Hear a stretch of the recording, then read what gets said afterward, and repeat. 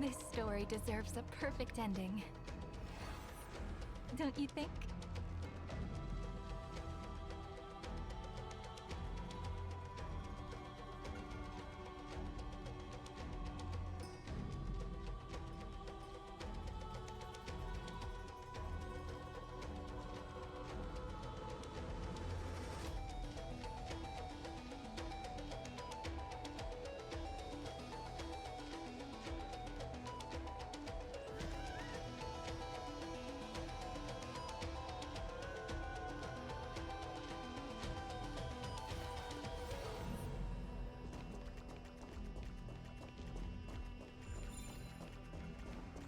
So this is what lies at the end of the West Wind.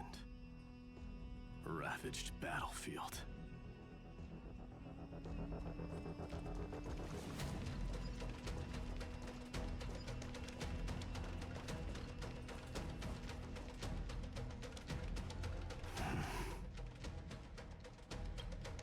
I've been waiting for you. Heroes from beyond the sky. Trailblazers of the Astral Express. Right. Looks like I don't need to explain anything. I am the god of strife, mighty of Castrum Kremnos. In this body rests 30 million lifetimes of cause and effect. We, the last of the 12 Titans, stand ready to fight for the world's destiny.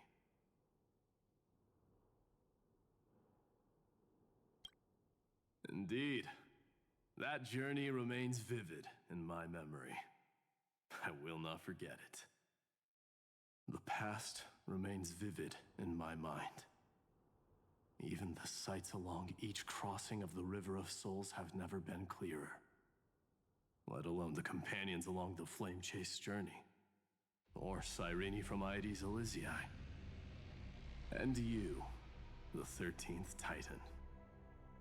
Well, I guess my identity's not a secret anymore. That means her sacrifice and everything she did wasn't forgotten by the world, right? She was the first Ripple. She should have reached the end of the story with everyone else. Since you've taken up her pen, then write. Stand with us and fight destiny with all your strength until all is settled. Then, inscribe her name in the epilogue of the epic. In this final battle, Calamity shall stand with Amphorius. This battlefield is a testament to the death struggle between the gods and the Black Tide. We fought tooth and nail to defend that blade. The abyss it pierced was the very breeding ground of Iron Tomb. The earth beneath our feet is dead. Deep below lies a void, as if the world's core had never formed. I hear it. Finan's heartbeat. It's so faint, like he's on his last breath. Across 30 million cycles, I've crossed blades with Dawnmaker countless times. If you knew that man, you'd understand. It is exactly that last flicker of flame that will never go out. In this life, the song of strife shall not end in a final watch over Kremnos, but rise again into a journey unending. I am Mighty Moose, the Lance of Fury. I trade 1,000 scars and 100 lives of mine for the destruction's eternal end.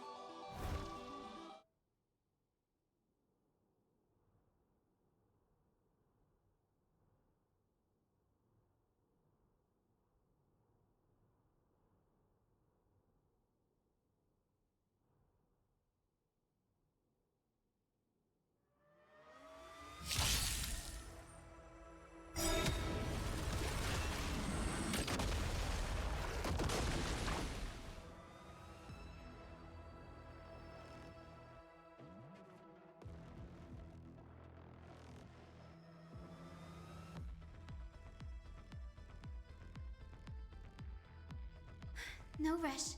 Emptying your mind is a good way to relax as well.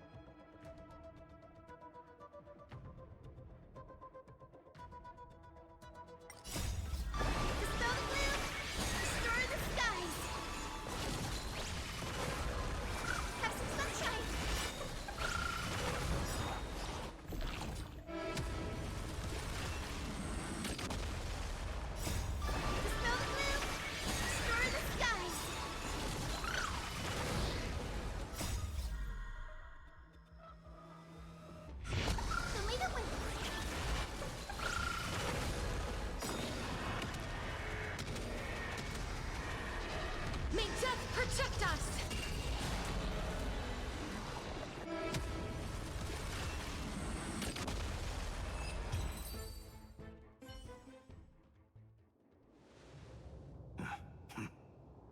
Weakling.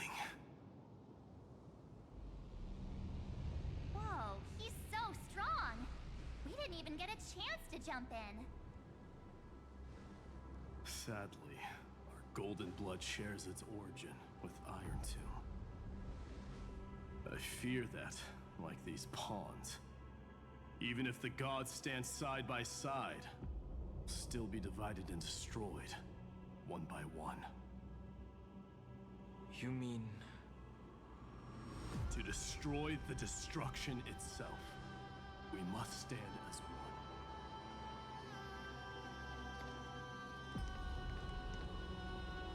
Take this.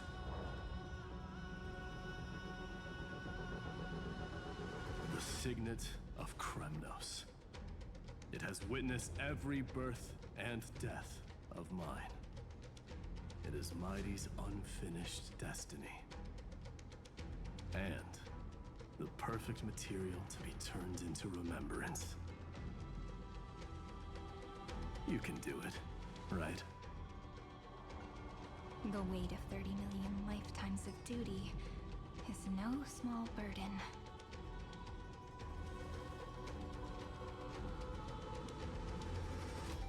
So, you're not coming with us?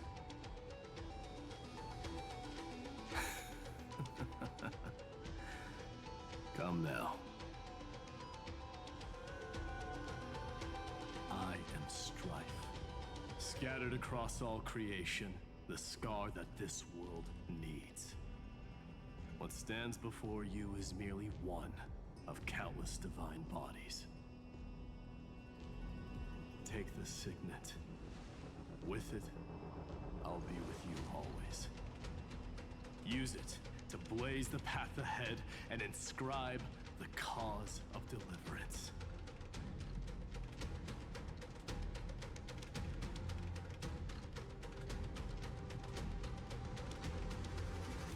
In the name of the mortal, Mighty, champion of strife, this soul rises to the stars for glory and freedom, to have his wish fulfilled. March on, heroes.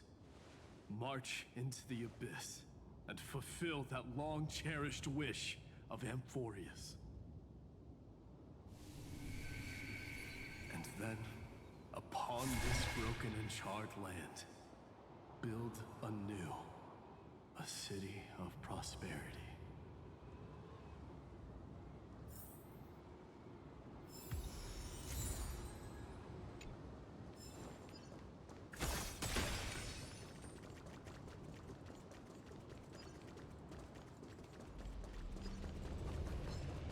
Zephyro. Sounds like someone fused me and the Little Prince into one name.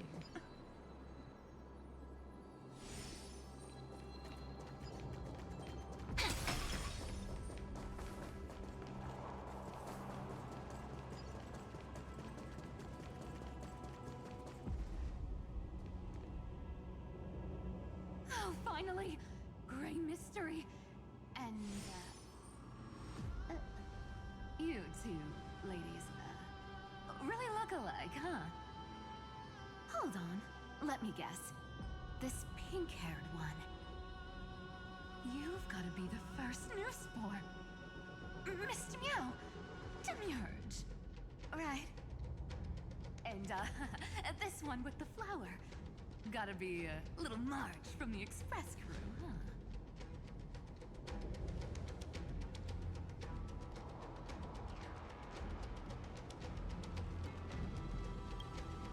Do we really look that alike? She's saying we're both special in our own way, right? Relax, I'm just kidding. Look at those bloomy faces. How are you gonna save the world like that? Let me share some good news with you.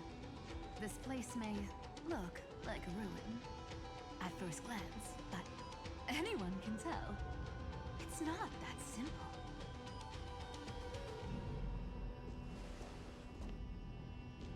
Look, I dug 3,000 feet down and finally struck gold. A golden feather. Look familiar. It's from that little deliverer boy. If it's showing up here, it means only one thing.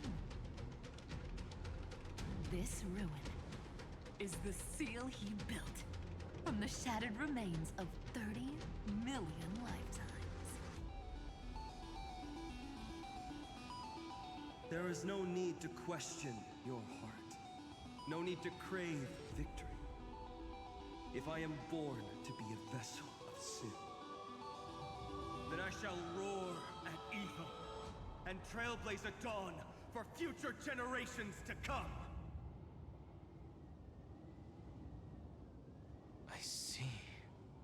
So this is how he trapped Iron Tomb to buy time for the world outside. Sounds just like him. People say cats have 9 lives, but dying and coming back millions and millions of times. No one walks away from that in one piece. He's probably the only one who could have endured that.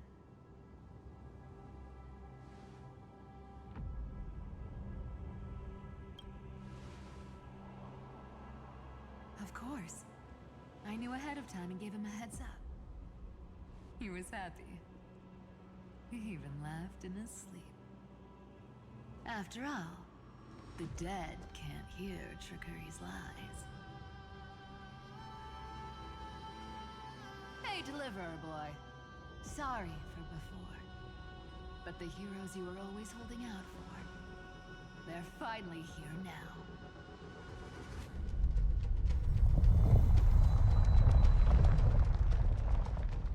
So hang in there a bit longer. Sorry to keep you waiting all this time.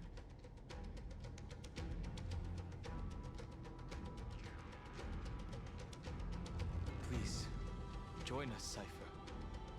Help us fight for a new sunrise tomorrow.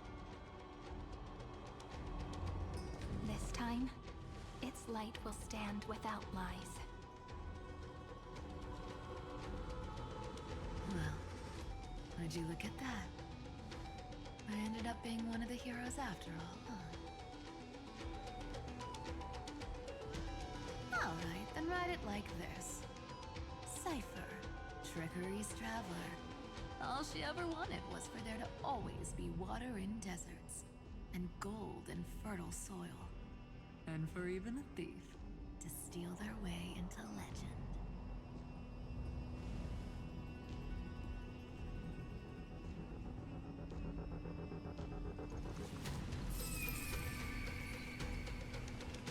Here, take the coin of whimsy. When it's time to make a quick getaway, just toss it high into the sky.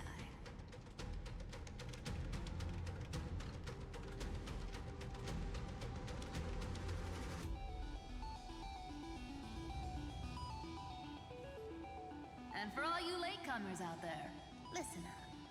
She might have been a bit greedy and a bit of a liar, but she never went back on her word. Well, well. If it isn't the little prince himself. It's been a while, Lady Cyphera. It's not every day we get to walk the same road. We're one player short. When's Princess Homebody showing up?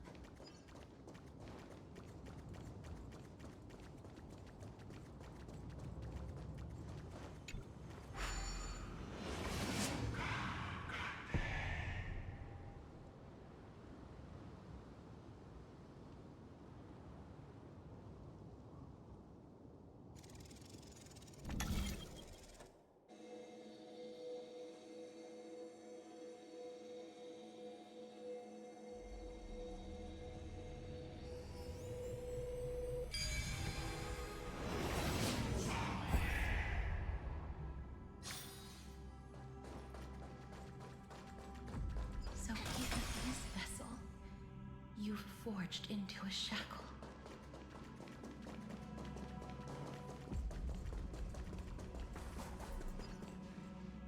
I'm glad to see you again, Miss Castress. Looking back, I had only one act of salvation to my name, and only one life I ever saved. To bring hope to a world so vast with these hands. Even in dreams, it always felt like too much to ask for.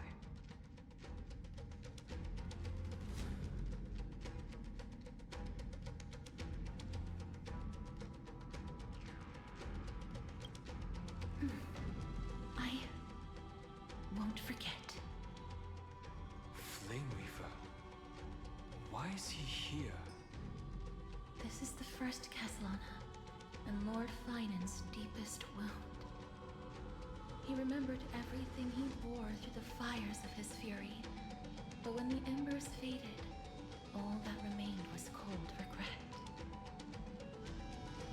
I've restrained countless vessels like this across endless cycles, but this one, the pain he carried runs deeper than any I've known.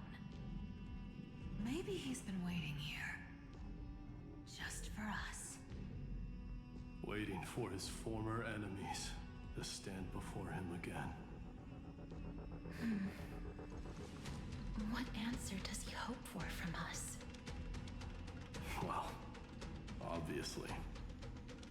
Even if I had to go through hundreds of billions of cycles again, I would still entrust my weakness to you. So, let go of your regret, comrade. Its purpose is served. You don't need it anymore. Hey, I'm not that accommodating, you know. You've never once pulled your punches. Ever heard of going easy on a lady? So pull yourself together, will you? If you freeze up during the final battle, the whole cosmos is gonna have a good laugh.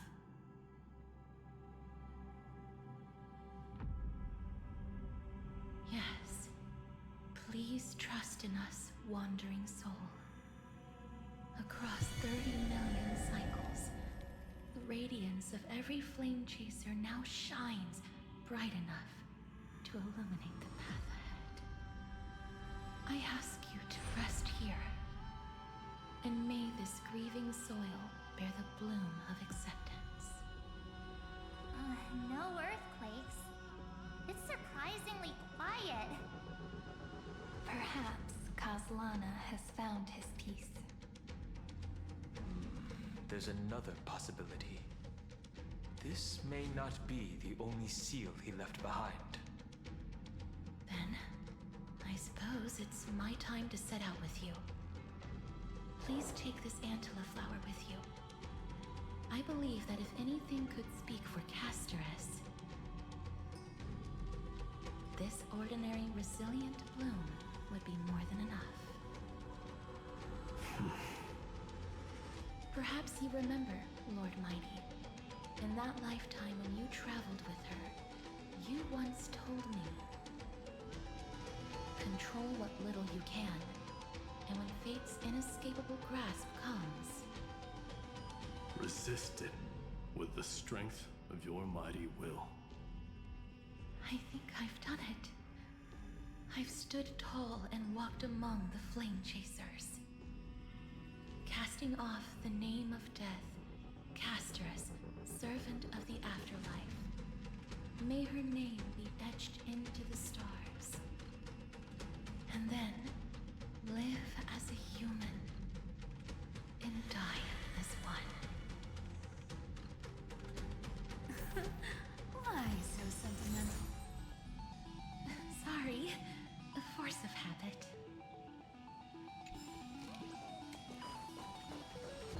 That's a big one. So, who's up for a show? Not budging an inch, huh? Early gray mystery? I leave you alone for a bit and you're already this rusty.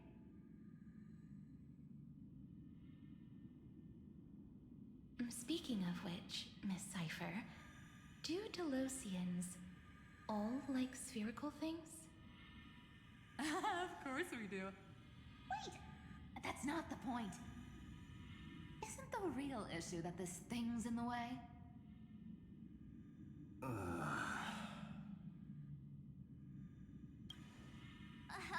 right! It's my turn to shine now? Watch this! The fresh power of time! Remember Orynyx's prayer? Well, of course I do! Come on, give me some credit. Lift the beddings of memory and stir up ripples of past reverie.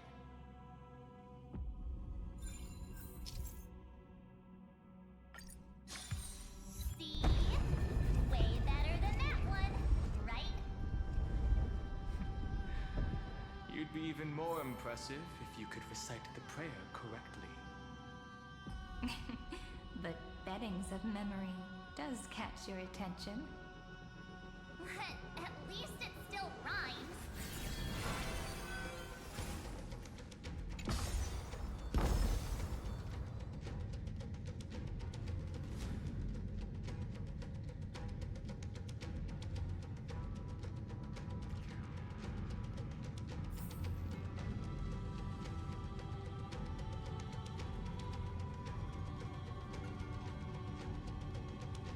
This story deserves a perfect ending. Don't you think?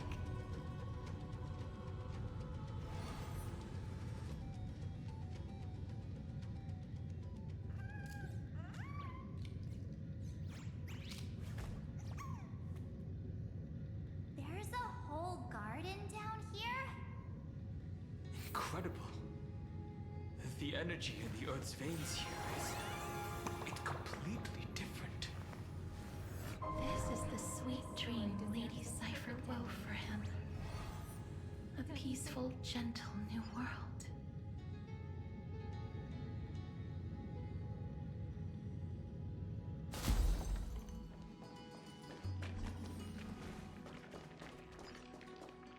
Look! The blade down here's already snapped. Just like his mind, shattered and broken. But that light, it looks familiar. Yes, it's the world-cleansing blood. Still shimmering. After all this time. This roundabout way of doing things is definitely him. Golden light, tracing the way home. Shame our destination's the exact opposite of the one in your poem.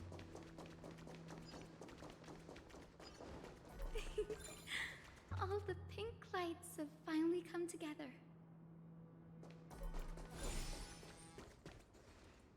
I've been waiting so long for you, Grayy, Danny, and...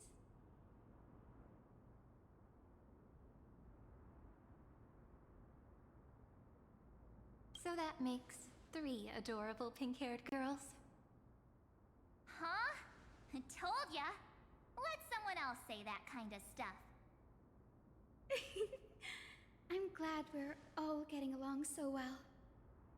Hyacinth, did you awaken this golden light? That's Lord Finan's lingering divinity. The sky merely reflected its tracks. The golden blood has not faded. We should respond in kind. That's one huge harp. The strings tremble as the people on the surface wage war and cry out. Miss Clementine, Mr. Krateros, and countless others who have heeded Grey's call. Guided by the rainbow, they're sending back good news, all to the same tune. Amphorians need not bow, even when destiny is unveiled. I knew you could all hear it too. Standing here, the sky feels wider than ever. It's no longer a towering wall, but a shore within reach. We'll take every name there with us, won't we? We will. An epic is shaped by the lives it carries. That much is beyond doubt. Or, as you've said before, right now, all that matters is to believe. Then, I guess that's my little wish fulfilled. Pluck the strings, Hyacinth, healer of the sky. May the seven-hued melody weave a rainbow, bringing a rosy-fingered dawn to the children of humanity.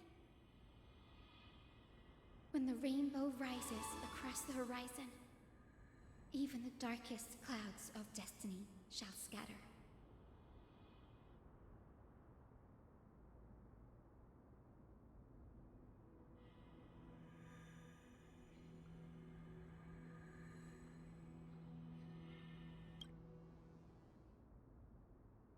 The melody, it's changed. He heard the voices of the people, but could no longer respond with the same ardor. Like a bird drawn home by instinct. It takes flight and finds its way to him.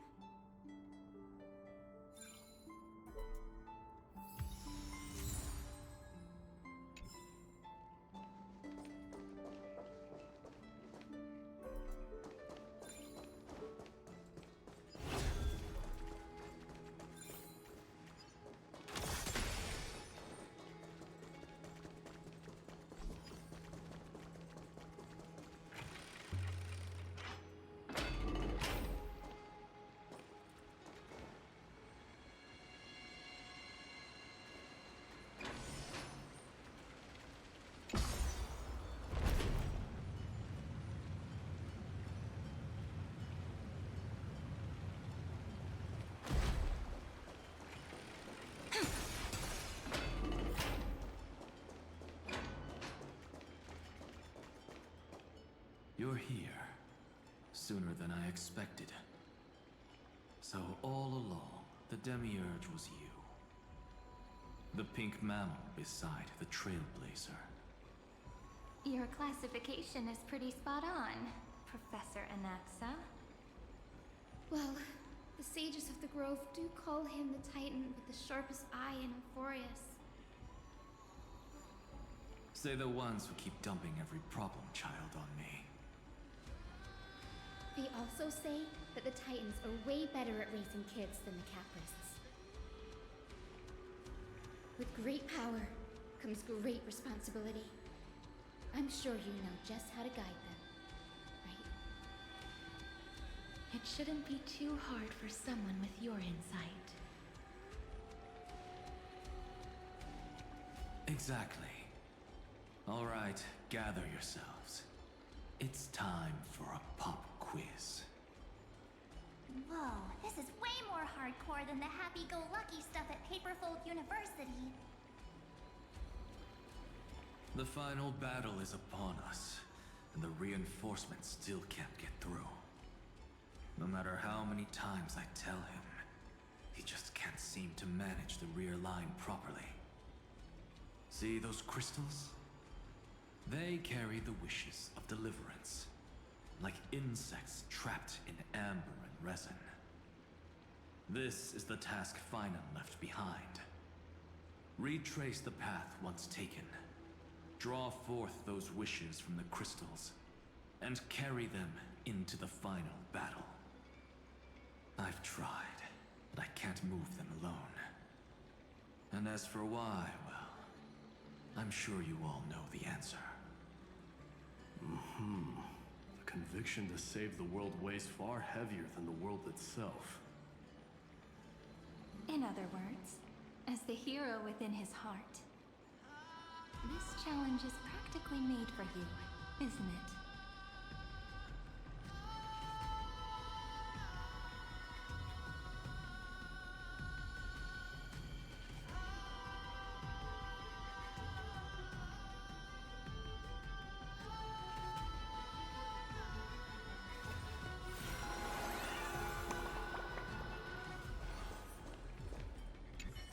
If you're ready, begin the ritual.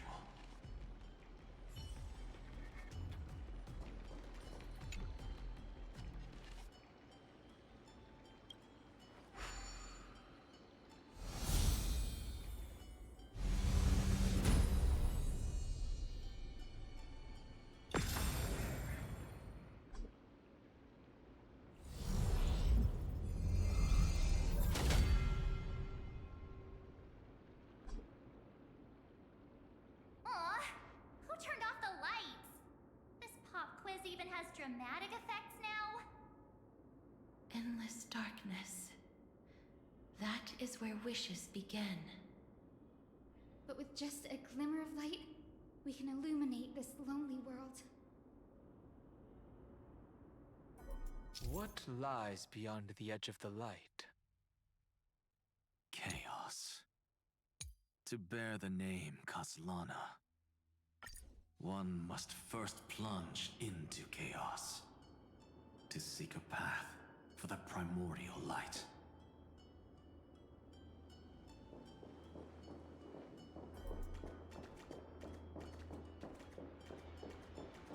Beyond the shadows lies the outline of dawn.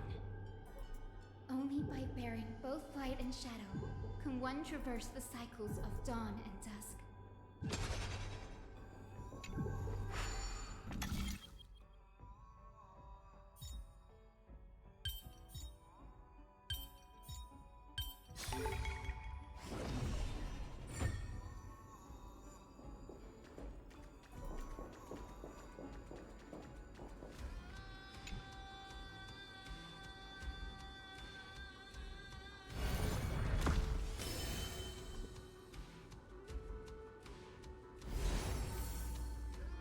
The light's spreading.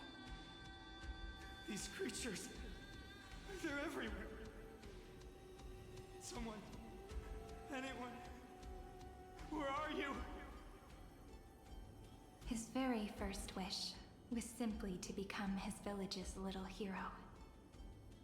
He'll never forget what set him on this path. That's the ray of hope. Just like the wishes he gathered, it's grown ever more insatiable.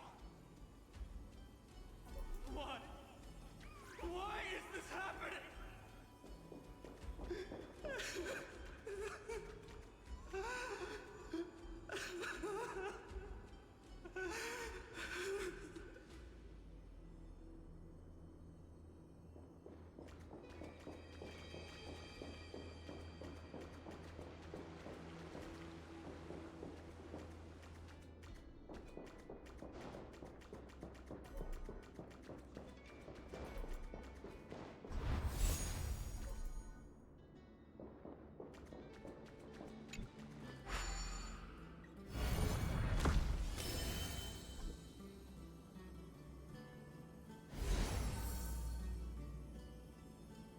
Even the deliverer from the sky must have their beginnings in the soil of the nations. Only one who treats the world as their teacher can bear its eventual destiny. He never expected that the majestic holy city would be far from the end of what needed to be protected. The farther his gaze reached, the more weight he came to bear. But in the end, he couldn't hold on to any of it.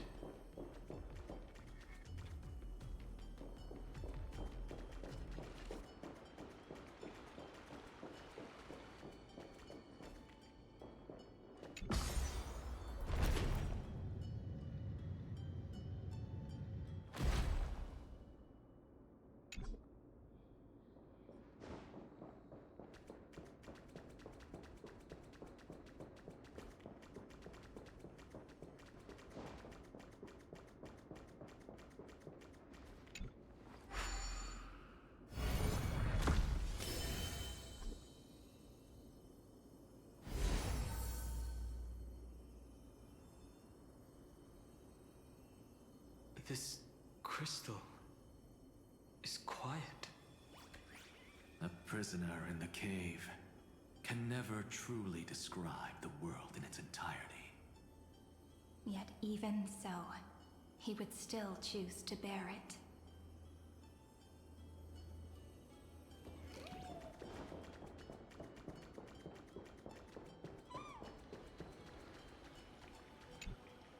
The blaze was still not enough. It had to be fed. Only by feeding the flames can we melt that hopeless future. The echo in his heart still lingers. Deliverer, take the wish of world-bearing with you first. We only have half of the mark. Where's the other half? Take this. I'll bring you to the next test. That massive tome you're holding must have room for one more scholar, I presume. Of course. It can hold the whole world. Then give me a lift, would you? I'd rather save my energy and use the time to think. Even gods shouldn't skip exercise, you know? Miss Hyacinth is right. Then, with the Trailblaze as witness, the stars shall remember how Anaxagoras refuted the gods.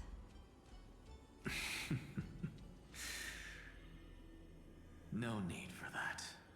Anaxa, scholar of reason. Keeping it simple makes it easier for future minds to question. Go. The closing act is still far ahead. What is this? A conference? Welcome! Take a seat anywhere you like. I'm getting a migraine.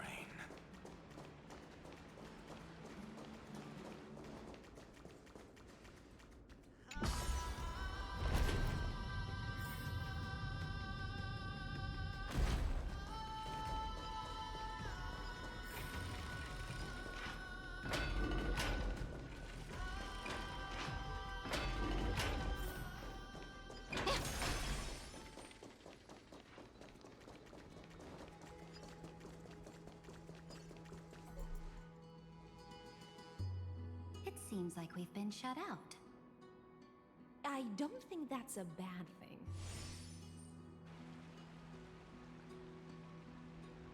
Great, Fry! You finally made it! No laws, no opposition. Just a dying beast and the flame-chased spirit of shared hatred. Ugh, boring. Whoa. This place is really out of the way. Imperator, should we tell them? It's your call. Allow me to share our findings. This paradise, along with the destruction, seems to be instinctively rejecting both the Imperator and me. Perhaps it is because the era in which Finan was the most active lies far removed from the days of the first Flame Chase journey. Even in the cycles where he remained sane, his ties with us never went beyond cooperation. Even trapped in a cage, he hasn't let down his guard. That is a good sign. That man's heart may seem hollow, but his hatred is clear. Naturally, it holds no place for a monarch who stands above the world, nor her blade. Wait, so you two can't come with us? You want us to join you as memories? Indeed. This way, the stars shall remember a great sovereign and her faithful retainer. Seridra, monarch of law. And High Sealins, knight of the ocean. Is that book truly the only way for us to leave our names in history? I believe, as I've written, is but one medium. The remembrance has countless ways of capturing time. Understood. Then, allow me to decline. I'll see you on the battlefield. I would rather be forgotten than be defined. If your words hold true, then we have our own ways to meet again in the world to come. In that case, I will choose the same. Let the waves that surge within your heart cleanse the sins of the Black Tide, Greyfry. The storm sea awaits your song of triumph. You two are still as resolute as ever. In that case, we must double our efforts. A promise to the Imperator is not one we take lightly.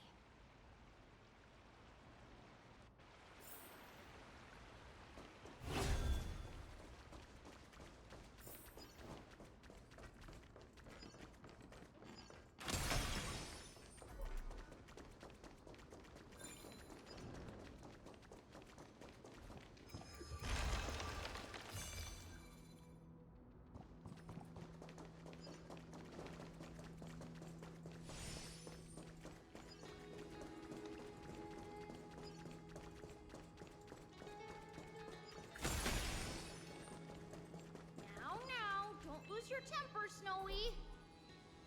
Good kids keep their emotions in check. That voice! It's the Treevy sisters!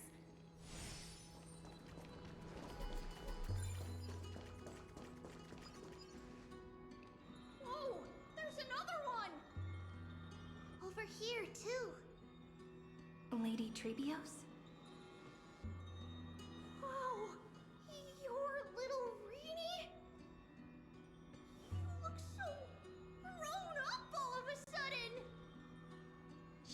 Not the Cyrene we remember. She is the Demiurge, Titan of Genesis, the one destined to work miracles alongside the heroes. Yeah, and we are ready. But Trian and I can't leave just yet. You see, weird stuff keeps popping up everywhere. These scattered scrolls are full of terrifying things, and they're all over the room. They're so scary and so sad. Good thing Trian's wings are amazing, or we would have been swallowed up. We need to stay here and do our best to clean them up. Scrolls filled with horrifying content. Friend, shall we take a look? There is no black tide here. But it is a battlefield, all the same.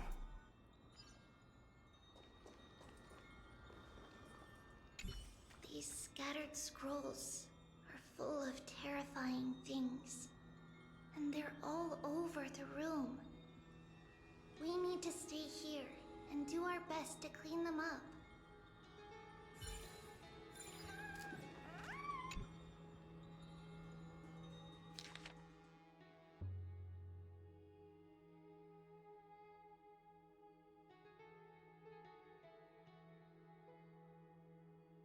Snowy's been fighting this whole time. He doesn't want to be consumed by Iron Tomb and turned into an agent of destruction. But the strength behind his resistance comes from the same hatred. To be a flame is to burn. It is simply in Vinan's nature. But it was remembrance that drove him to shine with golden light, piercing the unfathomable darkness.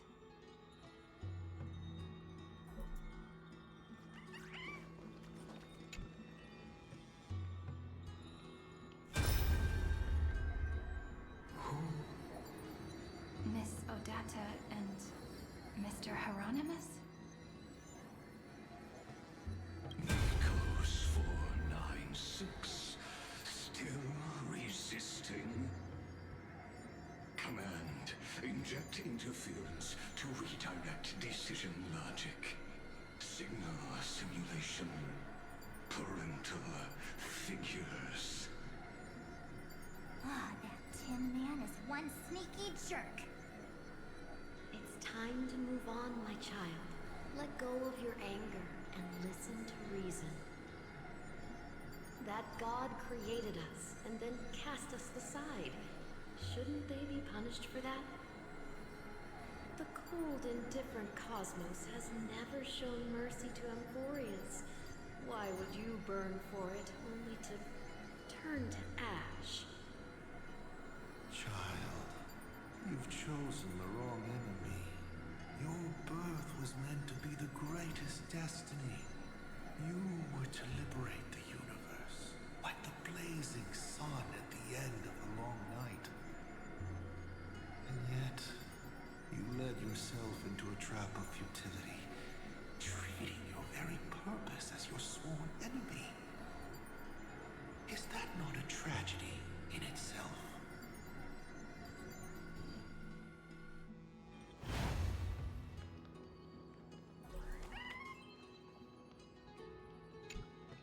His inner struggle and the destruction breaking through. They're rising to the surface. If those thoughts take over this little world, we're in big trouble. So, we'll use the Century Gate to toss them somewhere no one can see. Then we'll defeat the baddies together and meet everyone at the end of the West Wind. But if Finan and Iron Tomb are already inseparable from each other, that would mean... It means he's still bearing the weight of the world. So that everyone can reach the end as a deliverer. So, you guys keep going forward and down to where Snowy is.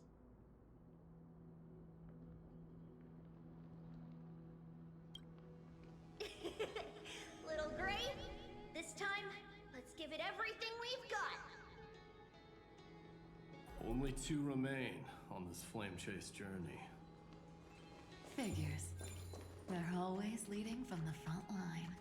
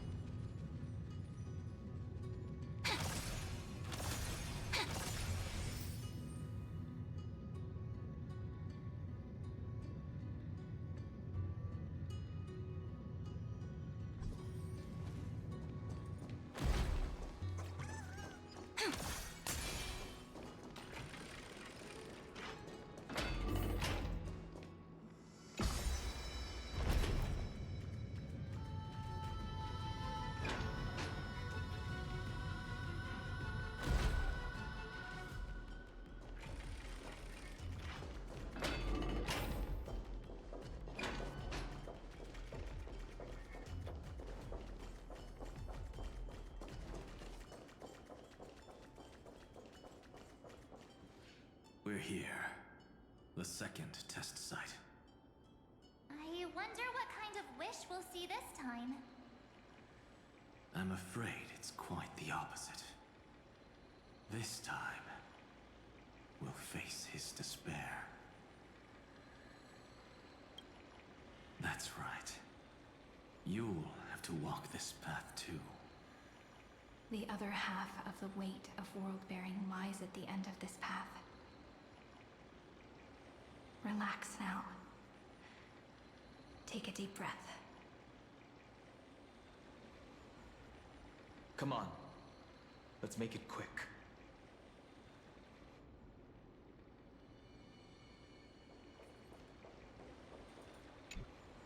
If you're ready, begin the ritual and retrace the steps he once took.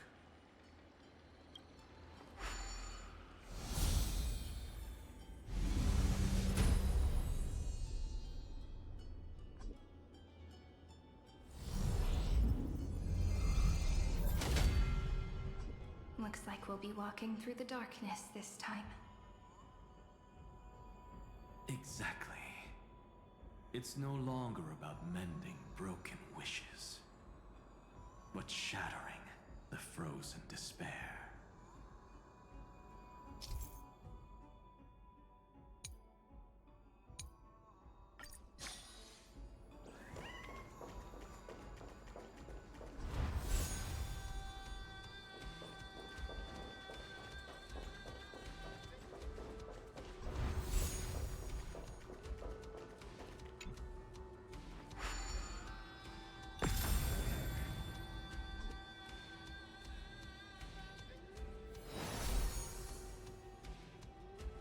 The first ripple has faded. And so begins a long and arduous journey.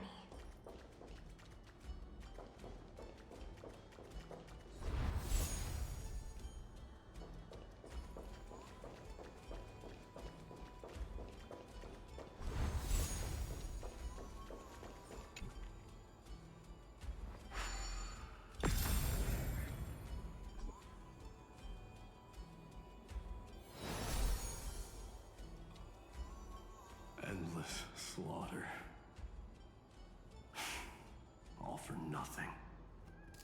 That's more than anyone should be made to suffer.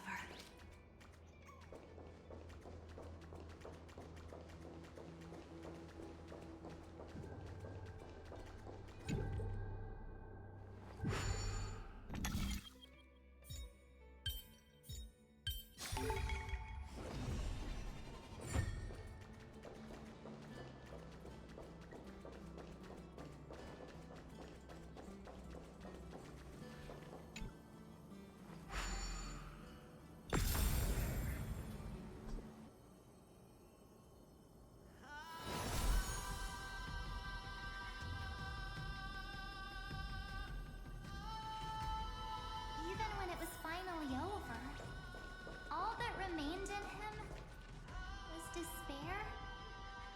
But even so, the drop of blood wrung from his wrath has guided us here. We did it, Finan.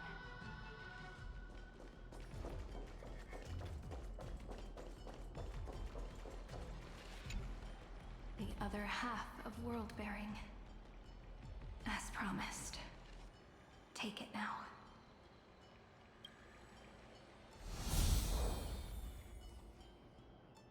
At last, you've released him from the wishes he carried for so long, and quenched the despair kindled by his wrath. When both light and shadow are claimed by those who follow, his true form shall emerge. The blank statue is finally free.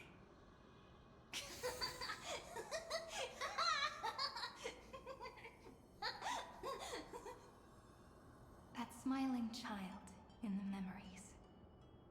Let him come with us, laughing to the very end.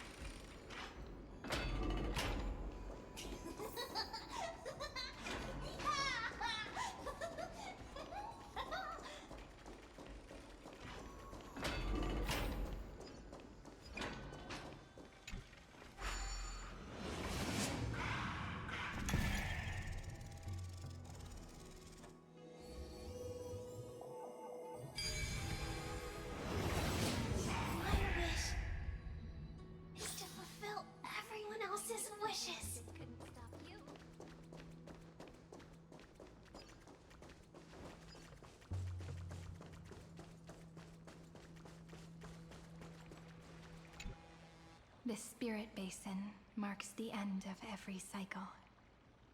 It seems this gentle little world has come to the end of its purpose.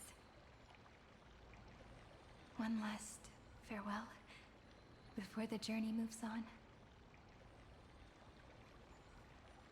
Farewell, Paradise. You carried 30 million lifetimes of wishes and despair. Sink into gentle remembrance. And see you tomorrow.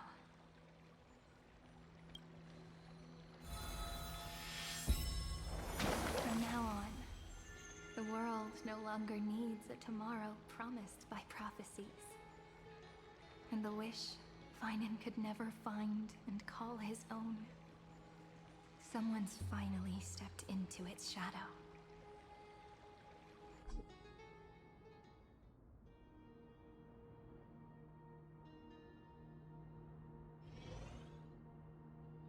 Whoa!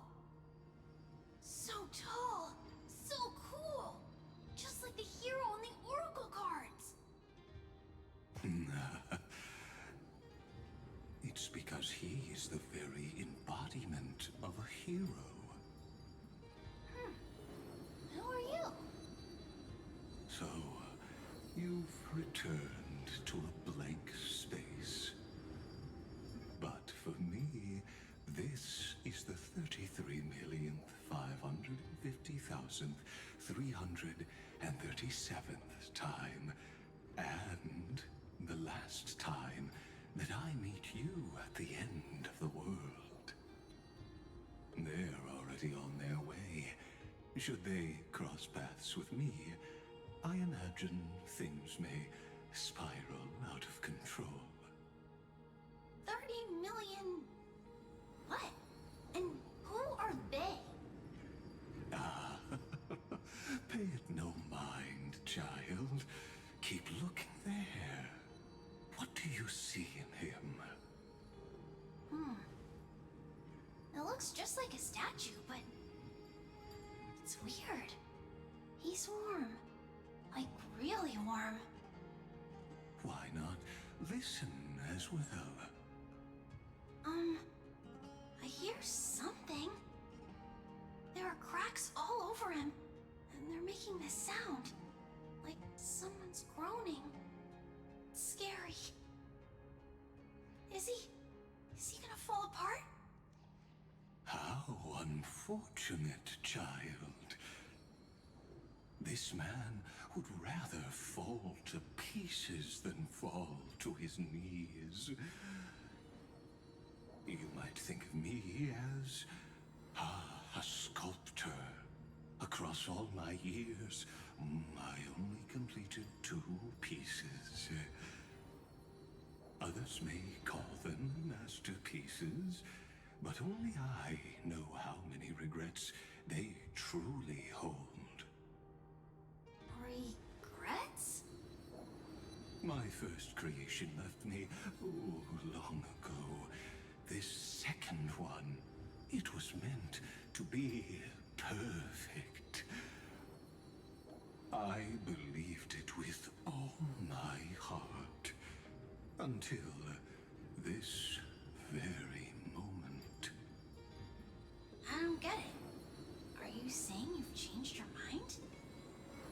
I won't change. But I'll admit this. Those 12 stones, unpolished as they are 1,000 times more exquisite than any statue.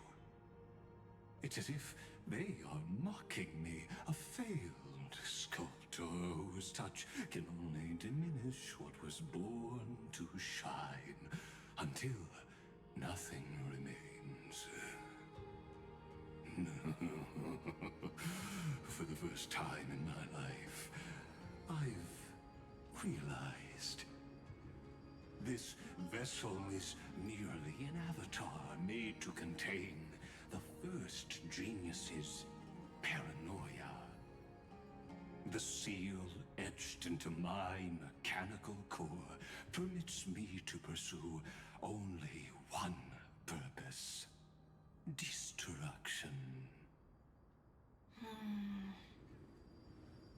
Compared to me, those 12 glowing, unrefined stones may have lived with more freedom than I ever had. Is this your confession, Lord Lycurgus?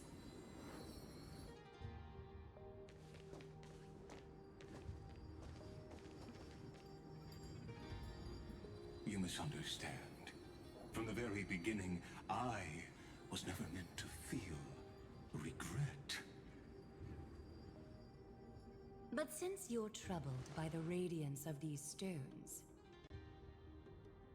perhaps after 30 million futile cycles, you too have realized you're just as much a prisoner of fate. I suppose you do have a point. Now you are imprisoned by the sages from beyond the sky. And that is why this will be my last time standing here as the Theoros. Though we stand on opposite sides, we are both waiting for a miracle.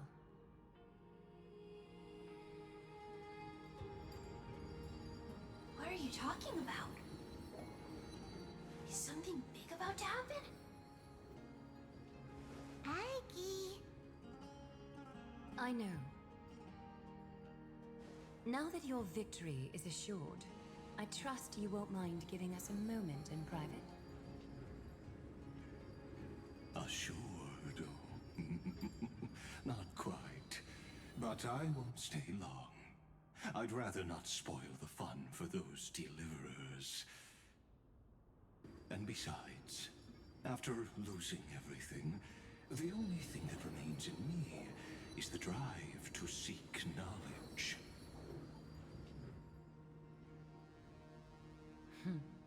I pity you, Theoros.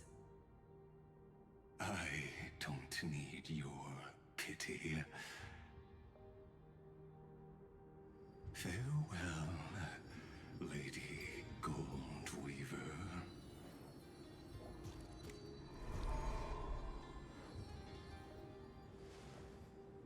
Sorry to keep you waiting, Snowy.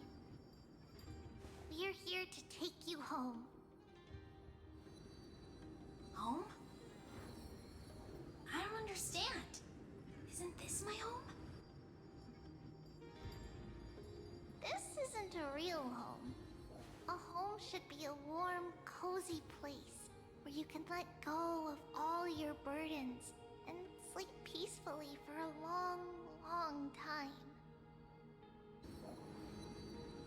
But I can't sleep. Every time I feel drowsy, there's a voice. You mustn't sleep or disaster will come. It sounds really weak, but also kind of strict. It won't disturb your sleep anymore, child. For countless nights, you had no other choice. But now, your mission has come to an end. Join us, and send your own wish towards tomorrow.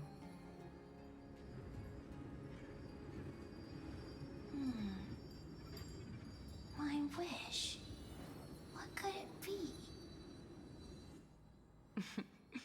You don't have to come up with an answer right now, child. Grown-ups often think duty and ideals are wishes.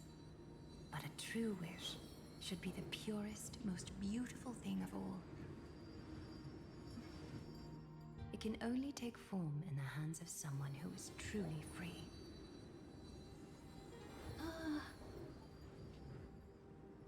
So, Snowy, will you come with us to chase after your own wish?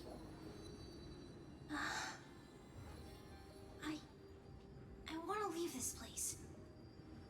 I want to go find it. I'm glad to hear it. The final flame chase journey, just like the 30 million before it. take our hands and come with us.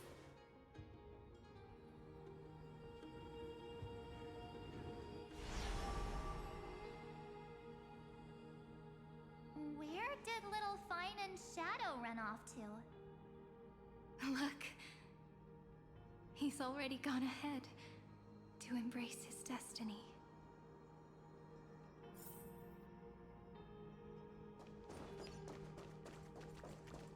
You really took the long way around. Well, now everyone's here.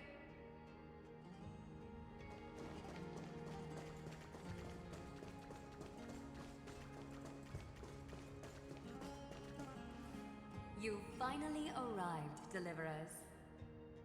Long time no see, everyone.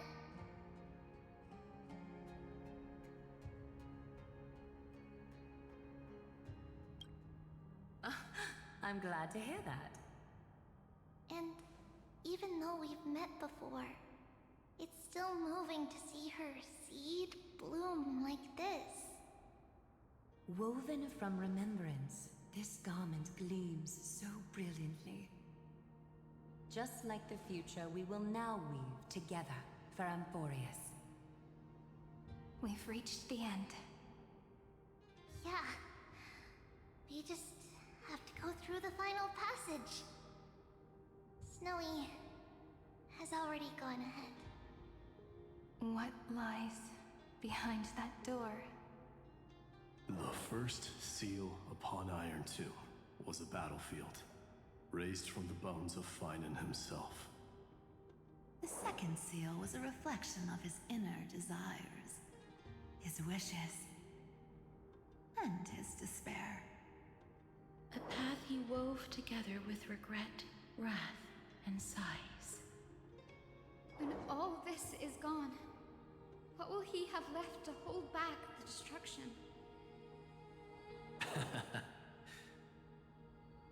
The answer is all but revealed. His traces are everywhere. You can even hear distant heartbeats. But one thing is missing. His sense of self. The world believed Kefali had long since perished. But they held fast, anchored by a sliver of self, standing for 1,000 years to shelter all life from the Black Tide. What Finan is doing now is no different. And what we must do is also no different. Then let remembrance burn bright like a shooting star, and once more, pierce the long night of slumber.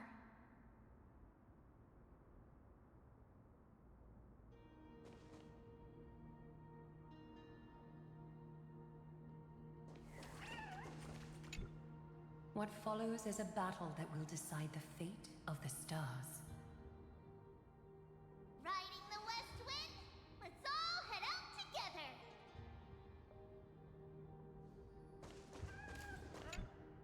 Take a moment to gather yourself.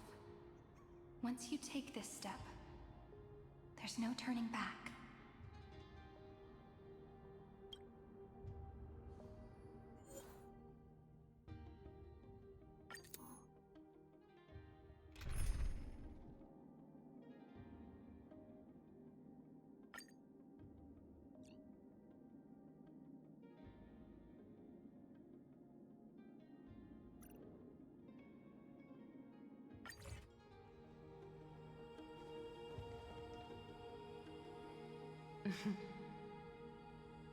The scepter once bestowed upon us names of cold command. The prophecy spoke of our unchanging fates time and time again.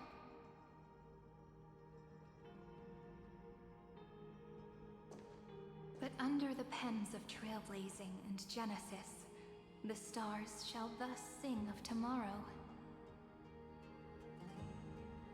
Trebios, holy child of passage. Aglaya, weaver of romance.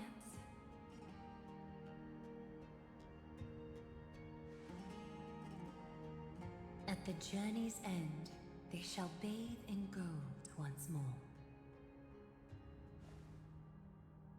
Through myriad passages, until all that was lost is reclaimed. Do you still remember, Kaslana? The one who won't reach the dawn? The world dissipates at the end of the cycle. In this dream, you will awaken again and become once more that boy who loved to laugh.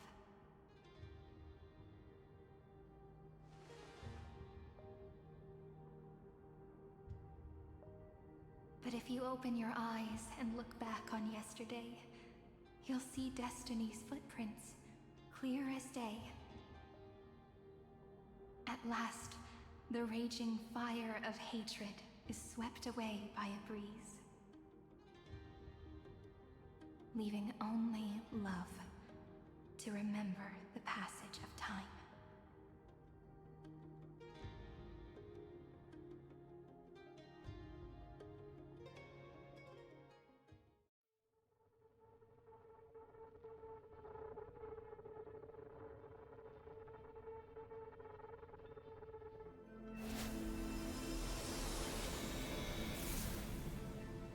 Losses are a constant on the Flame Chase journey.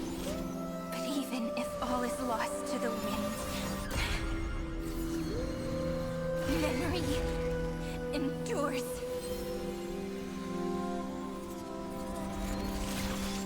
Here, all that was once futile finally comes to fruition. This is the end of your lonely, bitter journey.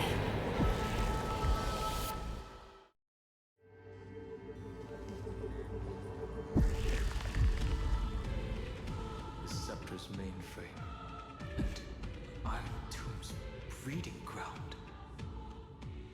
Finally seeing its true form. Red everywhere, and the atmosphere is super creepy. That would be the erudition's coldness.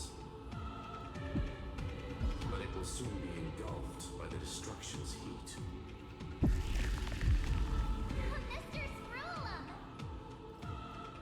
This world's insides are finally connected to the outside. This is the moment when Amphorius is closest to the cosmos. Nicely done, little ones. With Stephen Lloyd and his hacker friends here, the Scepter's block protocol will no longer take effect.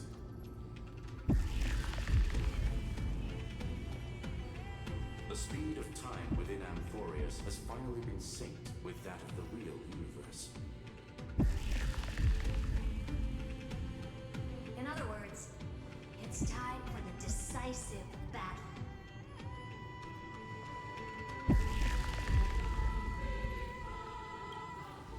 We will guide the fate of the cosmos onto the right track. That's the spirit. Remember to keep at it. You lot are the vanguards of this battle. Everyone's watching. There's one more thing that everyone should know.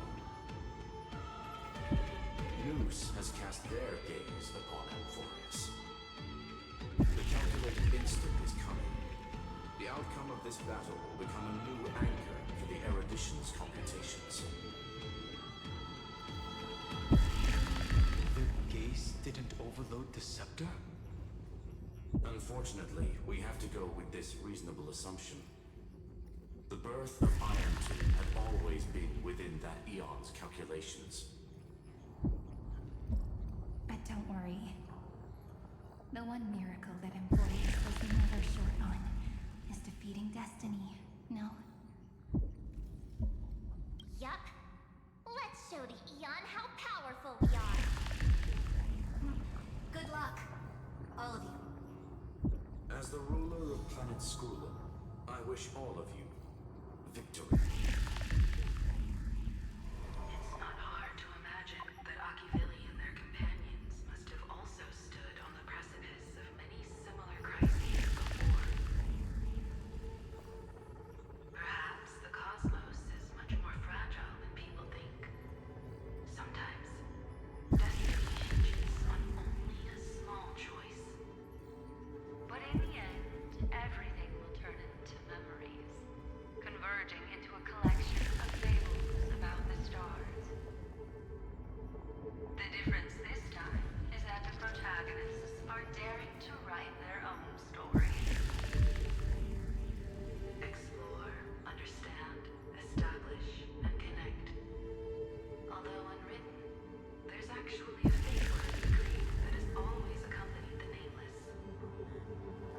salvation. It is a word that often comes knocking at our door, and our soft-hearted conductor never turned anyone down. So, go save this bruised and battered world, just as we always have, kids. On this note, the entire cosmos will be your traveling companion. Make sure you watch your footing, friend. Let us walk through the final page of this saga, with everyone one step at a time. Shall we?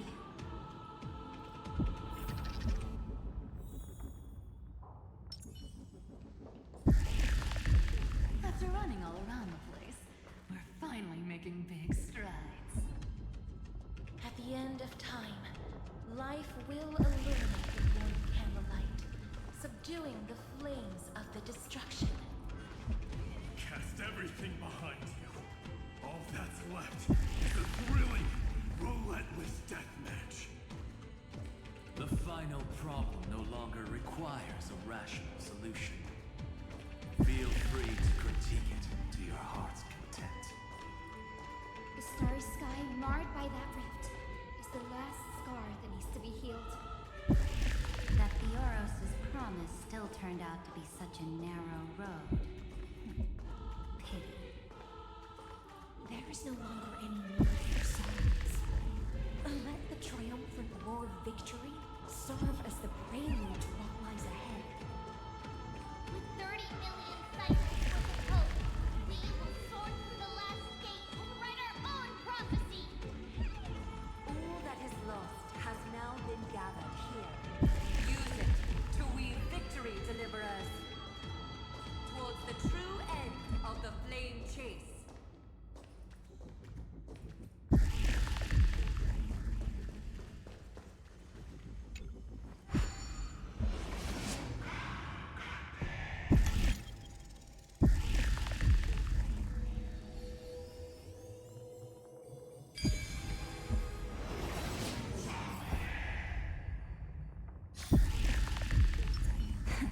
Play nice.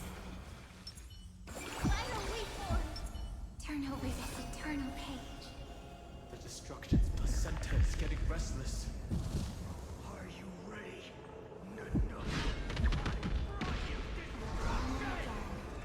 Finan launched his attack against the scepter alone.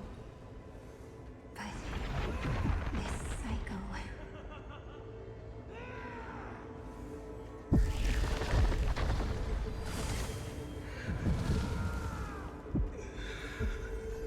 We've caught up to him.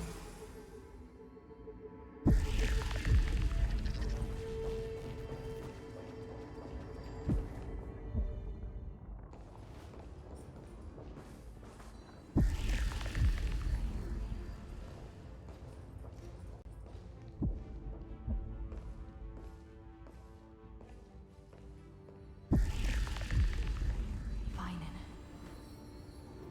Do you remember the promise we made back then?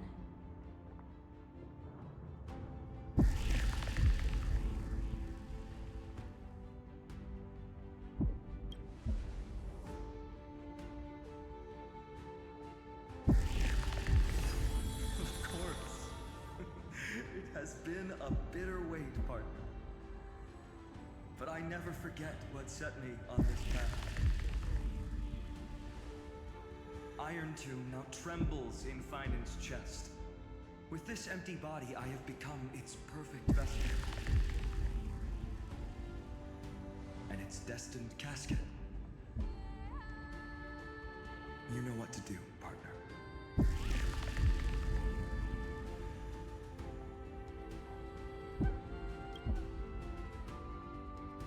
Remember the past and become the hero of tomorrow. Stand with me and become heroes.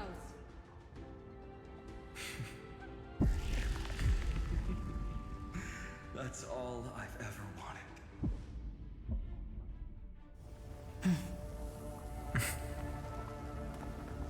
The epic draws to a close.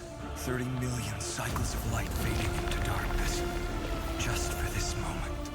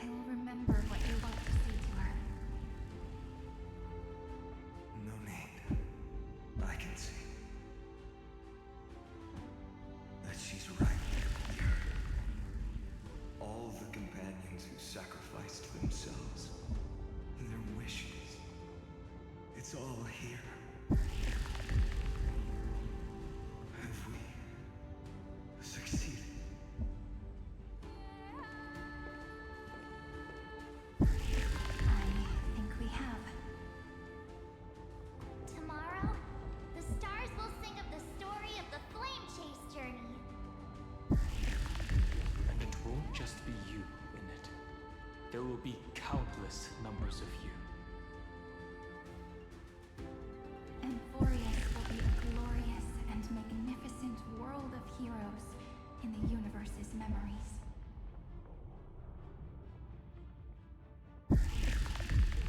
Hence, for this world we so deeply love. Let us write its ending.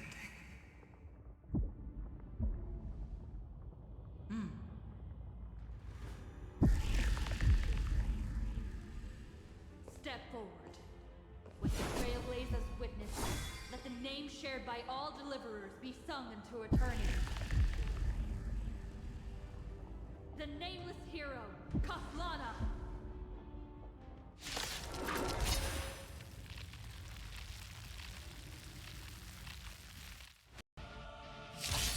I see.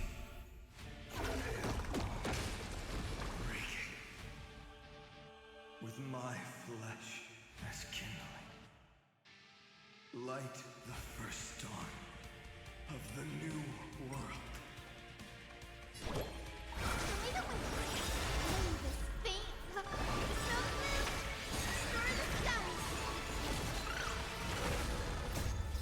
Embrace a new life. Don't worry. Just night things. Good night. Do not hesitate, Deliverer. Destroy this body. Kill the giant of destruction.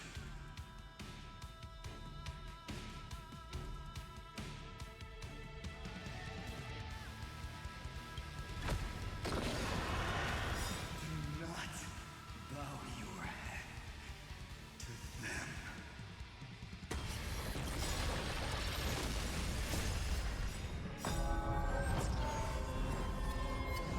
Remember me as well. Natan, watch over the Evernight.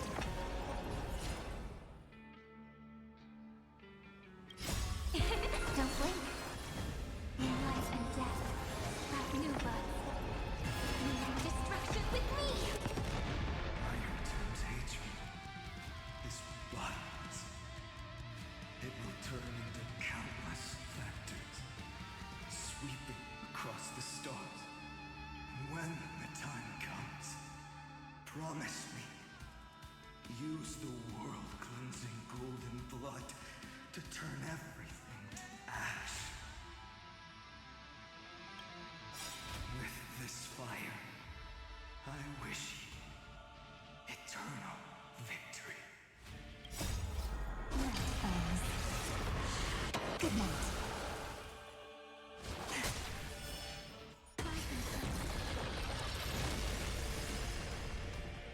Destruction. Rebirth. Deliverance. Lent. 30 million cycles. Heartbeat.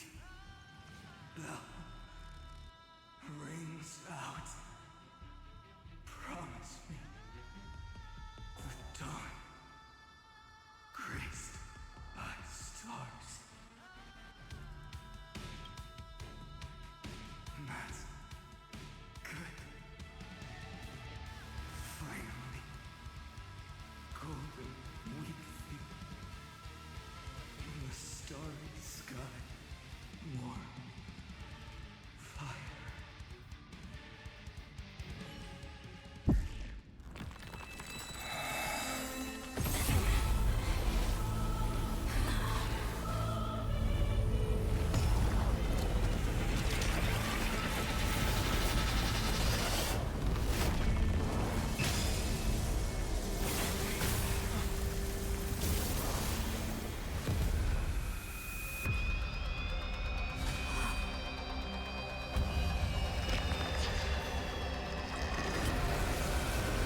Bear witness, monarch of myriad machines, my ridiculous creation.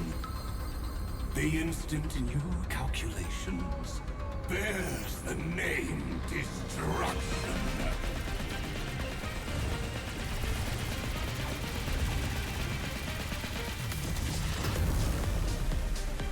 Who said you could speak, senior? Watch closely. See how your chaos ends at the hands of your juniors. Don't get too worked up. Take a deep breath. There's not a trace of life in that ominous shell. We're not gonna lose to a hollow husk, right? In the name of trailblazing, we'll reject this false answer!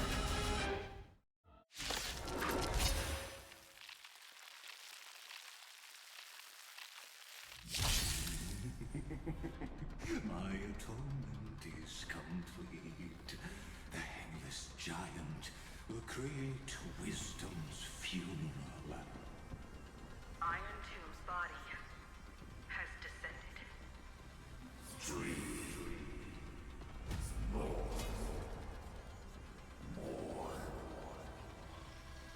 Is it querying for news?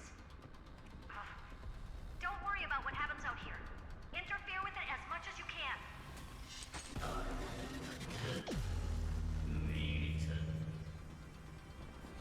What a twisted giant. It must be supported by this embodiment of hatred. How tragic. A puppet without a heart cannot fool even itself.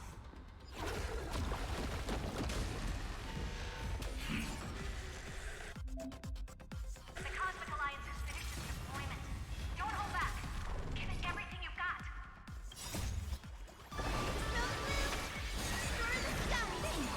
All energized.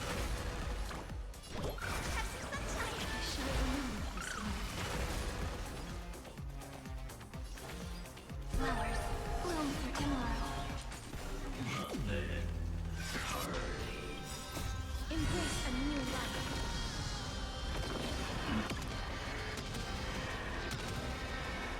Meet up, protect us! Stop messing around.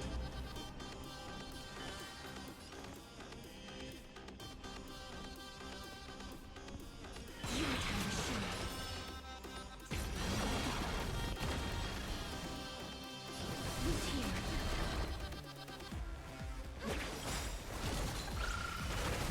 May this snow blue star the sky shall remember this night. Embrace a new life.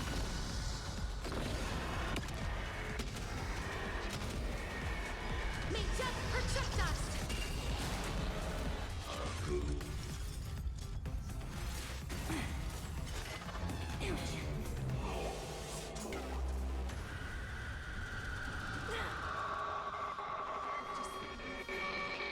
Illuminate this chaos. Indeed, there must be light. All courses converging into one. For the grand vision of deliverance. For A tomorrow that's finally within reach! Heroes, please hearken. After 13 heartbeats, light will create the heavens and earth. Your remembrance will dispel the destruction's shadow. I will pass on your gift, lady. It's as warm as an embrace.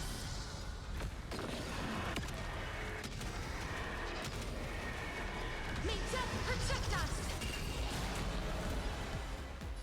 Stars, shine for the heroes. The stars will carry every memory. Be transported with tomorrow.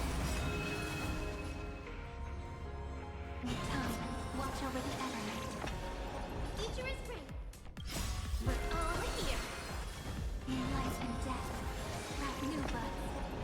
Blend hatred with love.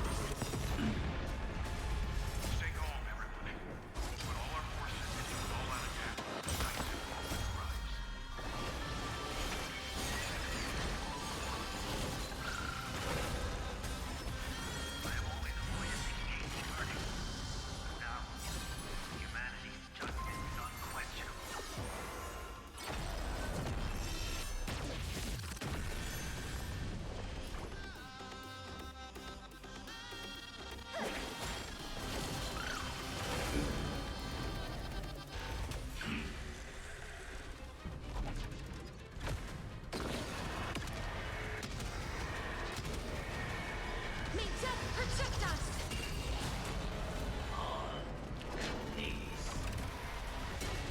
Strong spikes have appeared on the path chart. Logic, the violet tube is integrating itself. It's the flails of a cornered beast. No need to panic. My dukes, heed my call!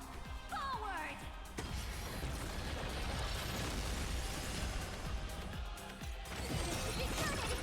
Life is not so fragile. Look here. We're all here. Direct destruction with me!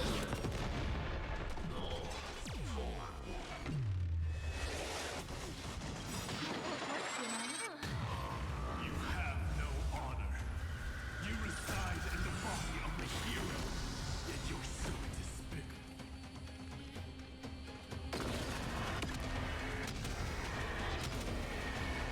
May death protect us! Spread this light into the darkness!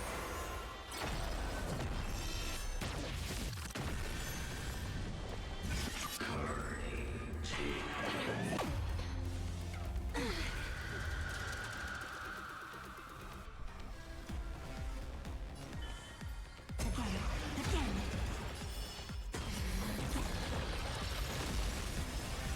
The cosmos does not need a third emperor, much less artificially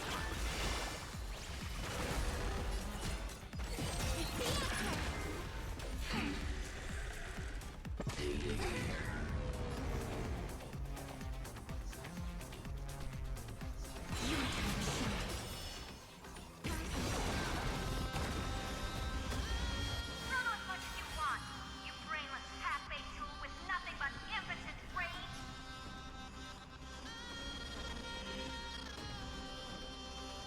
Thanks, Victor. We'll shoot through that Tin Man together!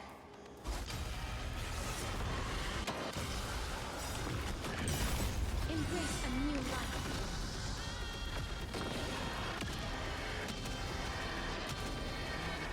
May death protect us! Look here. This unprecedented ceremony is worth everyone's effort.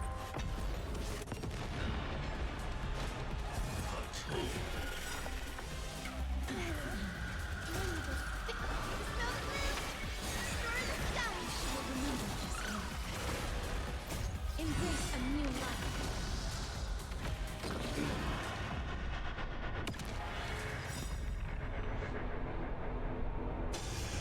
May death protect us! The progress of Aranova has been interrupted? Does this mean we won? But we have a bad feeling about this! The golden thread still trembles. The war is not over yet. Correction. This is not a war, but a debate. The argument about the Prime Mover is only about to begin.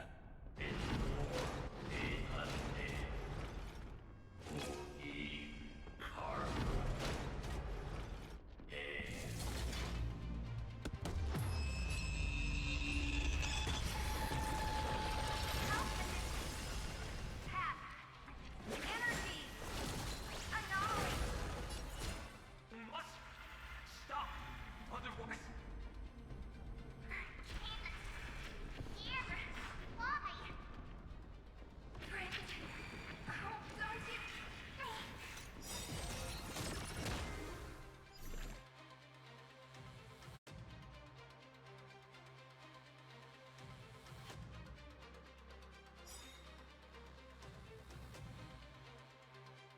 The fourth instant of the cosmos is the coronation of Iron Tomb.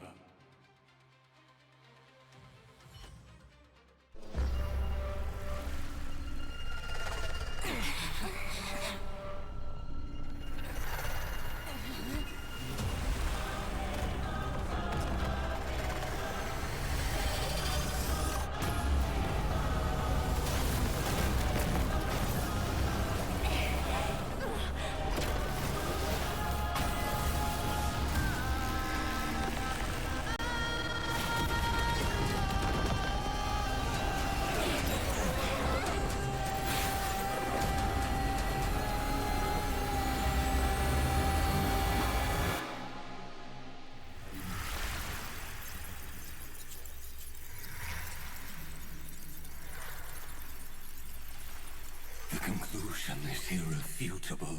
The right side of the equation, the erudition, falls silent. In 13 heartbeats, they will begin recalculating the universe. With destruction as the only solution.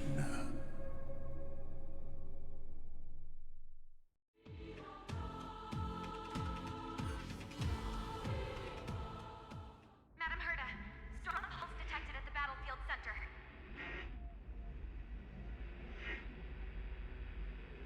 It's Iron Doom's destruction equation. It's about to complete self-coronation. That's our chance. Everyone, get ready to link up. Connecting audience system to Scepter. Hardware overclocking activated.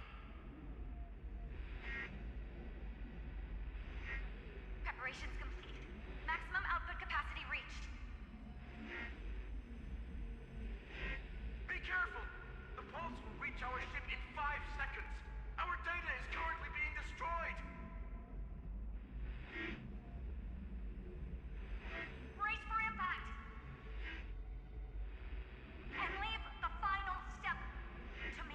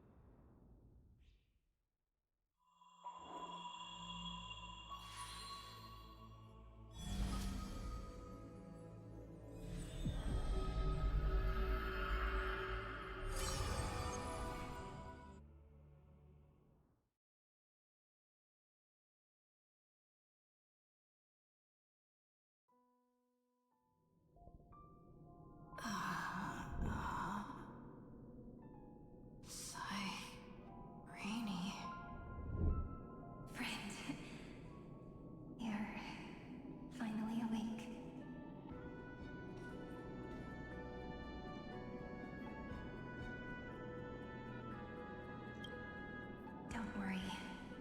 Time does not flow in this place. All the stars have been silenced. Iron Tomb is dissolving everything that I can sense. But I'm still here, and you're still here, no? Though the button of destruction has been pressed, we still have a chance to rewrite its meaning. That Eon finally cast their eyes toward Amphorius.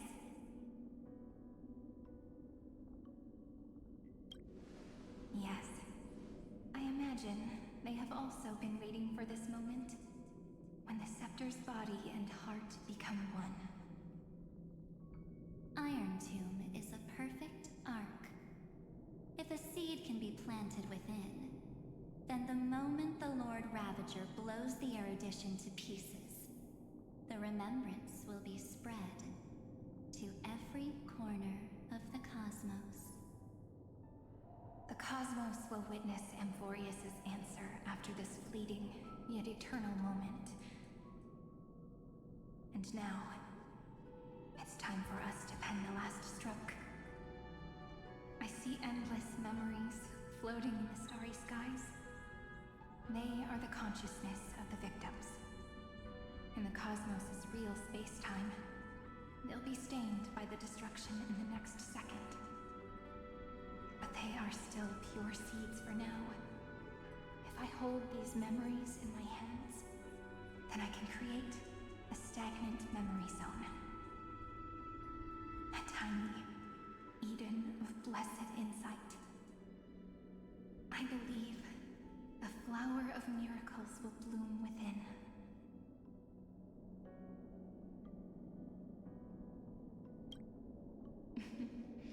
Friend, you're already right next to me. I can still hear your voice in this bottomless void. Looks like we're still connected by one heart, even as the cosmos reaches its end. In that case, I won't feel alone or be scared. Because as long as you follow the memories in your heart, you'll definitely find me in this fleeting eternity, right?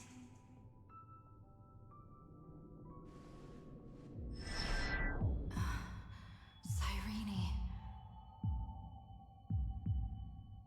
What are you waiting for, passenger?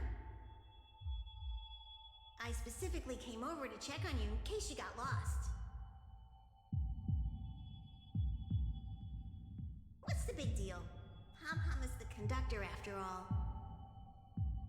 At long last, you've embarked on this road as well. Many, many years ago, they were standing at the start of the road in hesitation, just like you are now. So, Pom-Pom came over to give you one message. Run.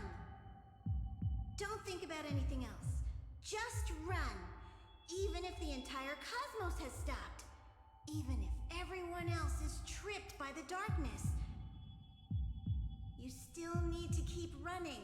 Picture yourself as the Express, moving forward at full speed. Because that's what the Trailblaze means.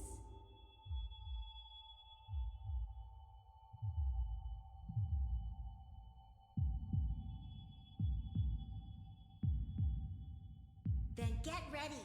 The conductor will be giving you the signal to depart. Attention! Attention all passengers in the cosmos! Please stand steady on the platform. The Astral Express is about to arrive. Calling at the erudition, the destruction, and the remembrance. Final destination, the Trailblaze. 5, 4, 3, 2, 1. We depart for tomorrow!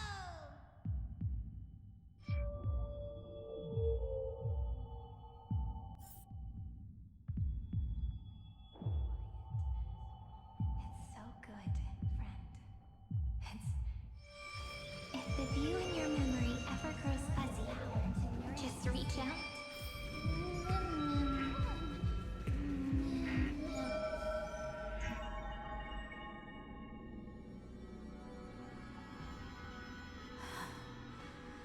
Amphorius's heart. I've caught up to you.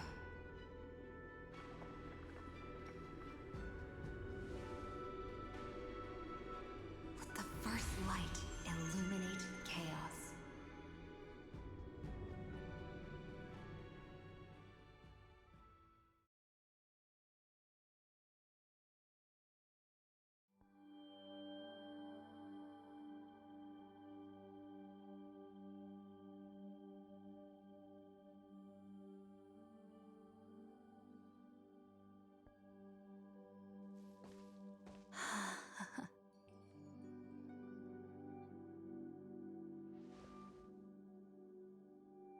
It's so quiet.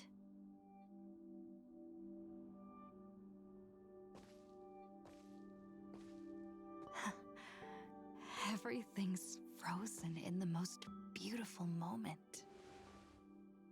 This garden is your memory. I'm here, Cyrene. I knew you'd find this place. And walk into my heart as you've always done. Then let us both do our duty. The hero who trailblazes the way forward, and the fairy who watches over remembrance. We never changed at all, did we?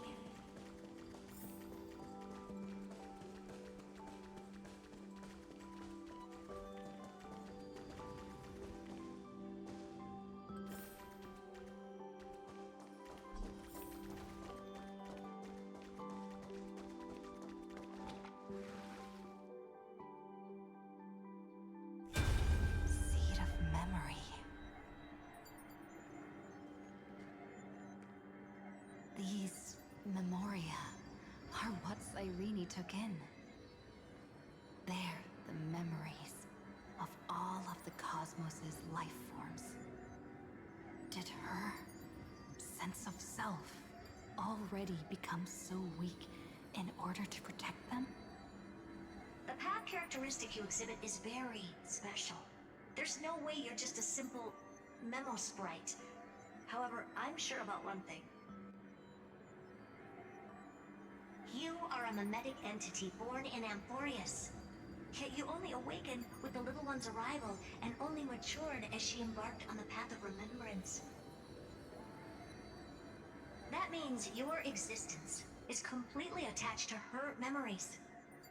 If there ever comes a day when she forgets about you for even a few seconds, or loses her last connection with Amphorius, then you must be prepared for the worst. You will disappear in the memory zone, utterly gone, without even a single line of data to remember you by. In that case,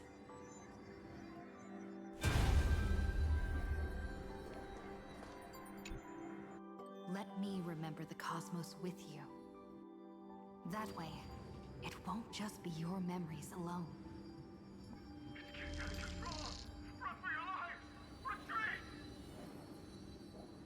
Retreat! Darn it! We've still got ammo. Hold the line! At all costs! Too many injured. Can't take it anymore.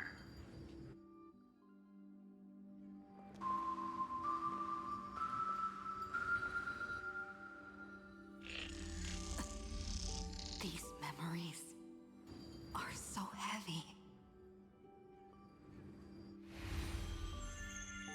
Me?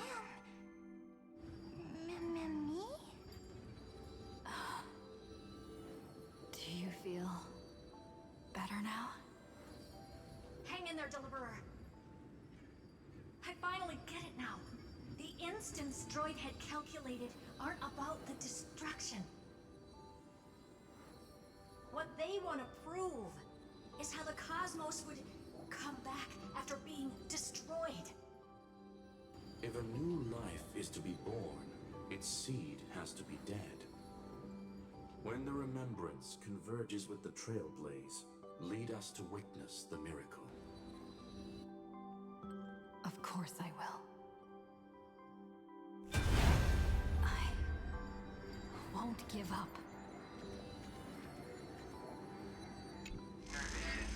Not responding. It's the same nonsense. Look at this mess! World, my child. You'll see. It's me, friend. Don't you recognize me? Or did I really change that much? How many more memories? Tired? Then take a break. No one's gonna blame you.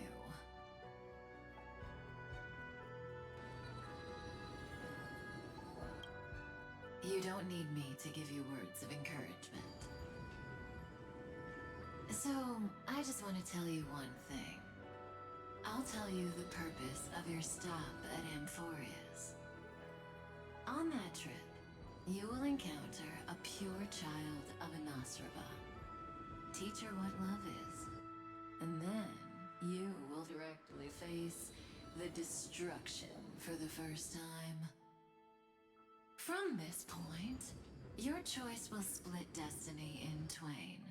In the darker of the two outcomes, the trailblazing journey will turn into a flawless memory.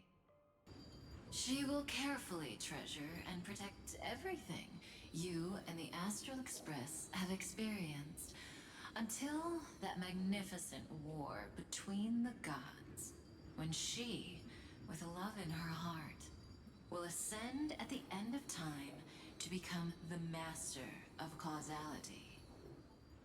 The universe will be snuffed out in the destruction, and you and she will become the beginning and the end of the Eden of blessed insight. You shall become the only two lives in all of existence, and you shall live in an eternal past, present, and future. You shall sow as many seeds as the sands of Ganga, trim an awesome kea of leaves, and harvest a Nayuta of flowers. That is the cosmos's fourth kind of finality, the remembrance. But for now, you still have a chance to make a choice. You still have a long way to go on your trailblazing journey, child. I'll keep this brief. The journey has only just begun. Welt, our other companions, and I still have many secrets we've yet to share with you. So, aren't you curious? We kept these stories to ourselves because we believed we had a long future ahead of us. Even a cosmos-spanning crisis, once the dust has settled, is nothing more than a memory of the journey. A single point on our long road. There will come a day when we tell each other everything. So, for the sake of that day, don't give up. We all know what kind of decision you'll make, and I believe the script will not progress toward the wrong ending. So relax. Listen, when you have the chance to make a choice, make one that you know you won't regret. Keep moving forward. Keep trailblazing.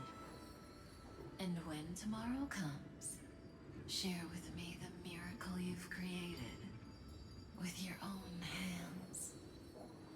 See you on the Express, kid. See you in destiny. I will reach tomorrow. The prophet has arrived. The world beyond the sky was never a lie.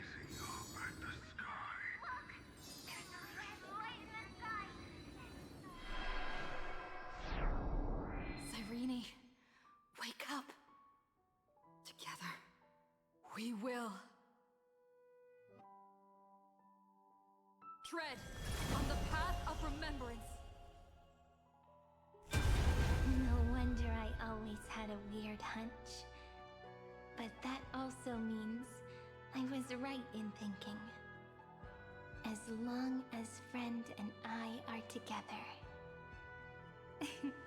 we can do anything. Our friend's shoulders are really dependable.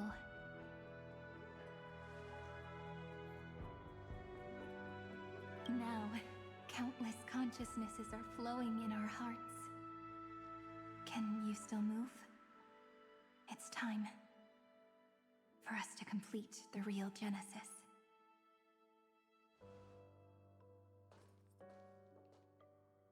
In the instant Iron Tomb's hatred devoured everything, a gaze fell upon me. The remembrance. That was the god who appeared in Cyrene's dream. Their figure and speech were both so blurred.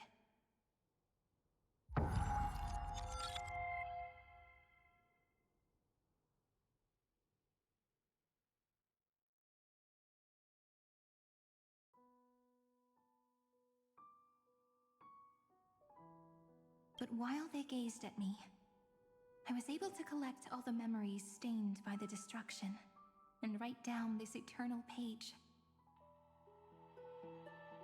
And now, we will use this tranquility to cleanse Iron Tomb's rage. Simple. Just like what it was doing to us all this time, but reversed. Did you forget? I'm Amphorius's heart. For everyone who's a factor, their power isn't tied solely to Iron Tomb anymore. It has other places to go. Let 30 million cycles of memories be condensed upon us, and let the scepter reach the answer it had before it was distorted. The body is meant to be restrained by the heart, no?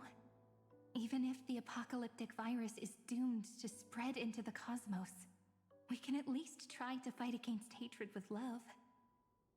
And overwrite Iron Tomb's destruction equation, washing it away into a blank space. It means we will embark on the true hero's journey.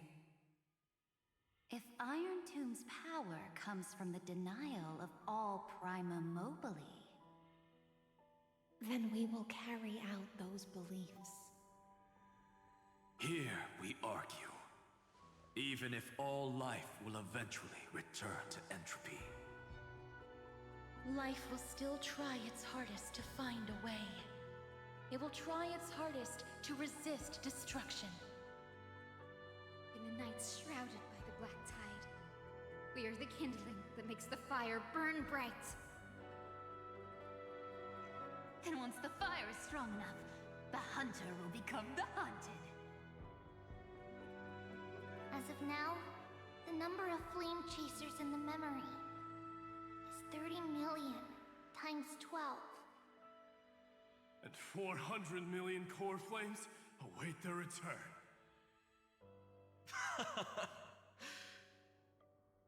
We can do it, right? That's right. So trust us, partner. Everyone, let's head out together. And we'll burn this horrible ending to ashes!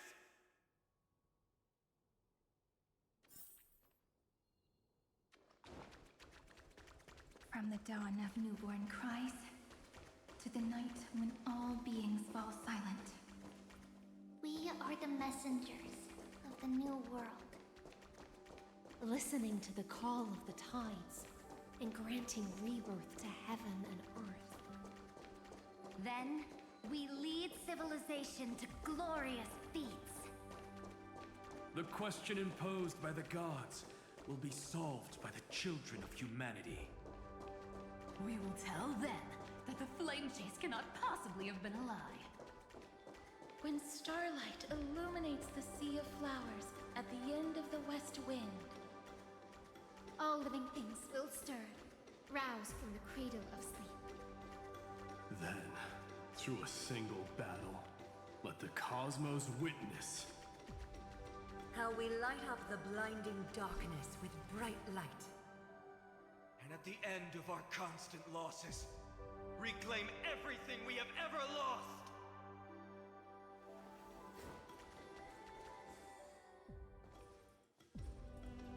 What a poignant yet warm journey.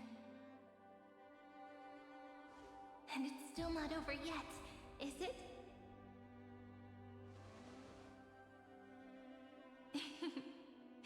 We finally meet. To meet the hero within, in a corner of memories at the saga's epilogue, and under such a romantic sky, I really don't have any more regrets.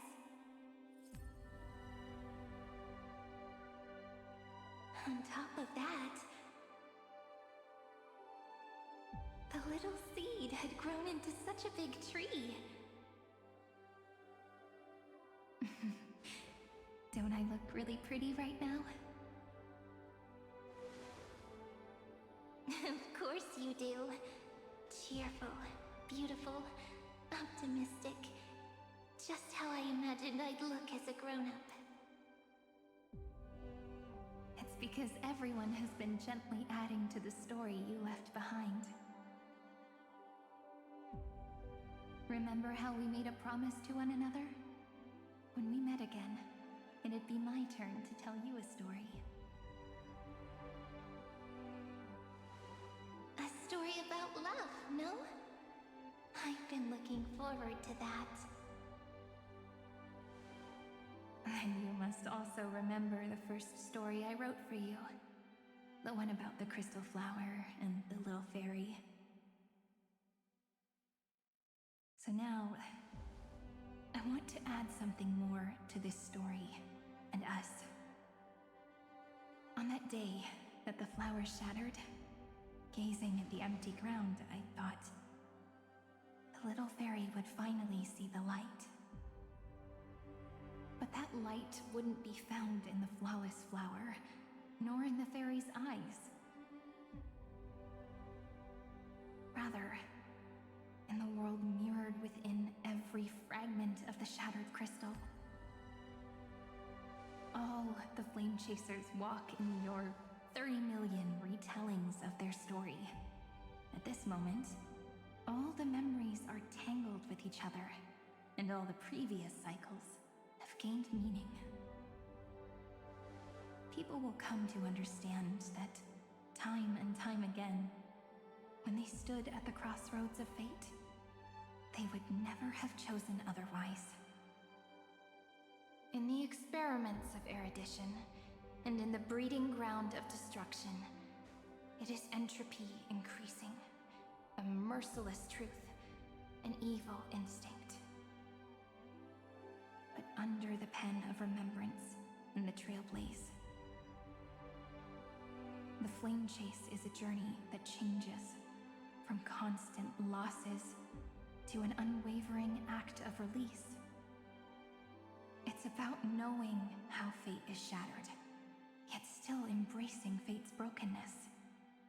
It's a journey that longs to receive love, but longs even more to offer its love to others. That's so heartwarming. But I'll add a small bit to suit my tastes. I'll write that love is an innocent flower. It grows up silently, creating longing in every passerby. But the flower itself cannot walk into the world unless someone plants that love into their heart and brings it with them into tomorrow, right? You really have learned everything now. Then, join all the other flowers in this story. And let's write an ending unlike any before, for this world we so deeply love.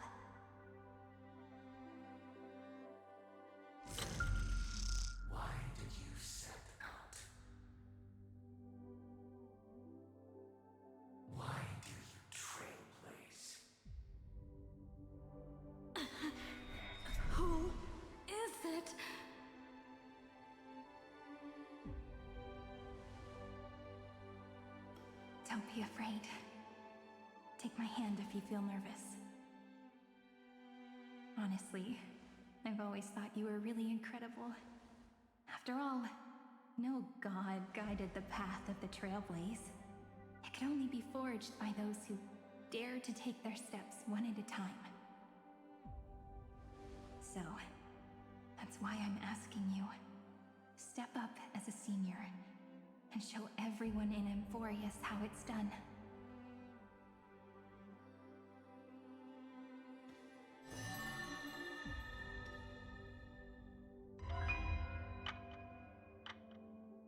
I trailblaze because my own eyes have not seen the end. But I'm different. I chose to trailblaze because I am already on this road.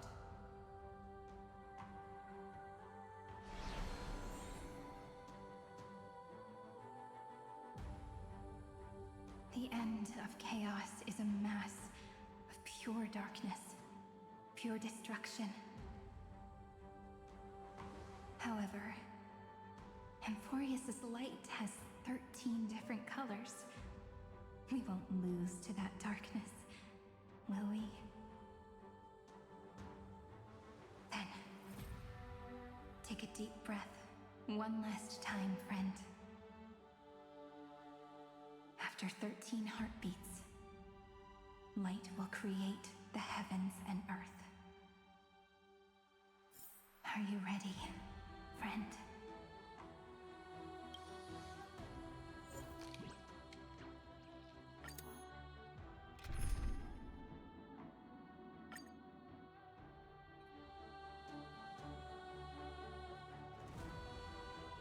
Seek the 13 factors of life, and let them converge into the primordial chaos. Using the remembrance of the past, we will trailblaze tomorrow's destiny. Infusing a world-bearing love into destruction. And inscribe the opening stroke of Genesis.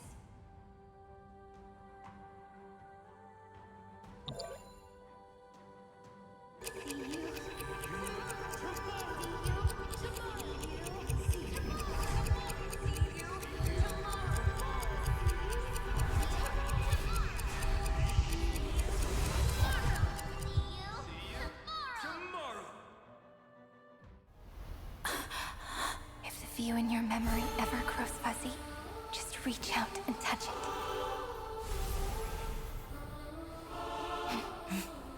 Then, restore its power to nourish the spirit. My friend, on the next page we write together, there's only one thing we need to do. Let's give this long, painful, nearly hopeless tale a truly gentle ending.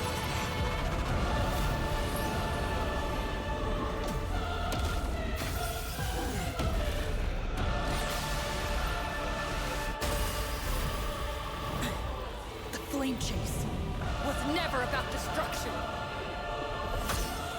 It was about breaking free and trailblazing! And let that bright future be as we've written.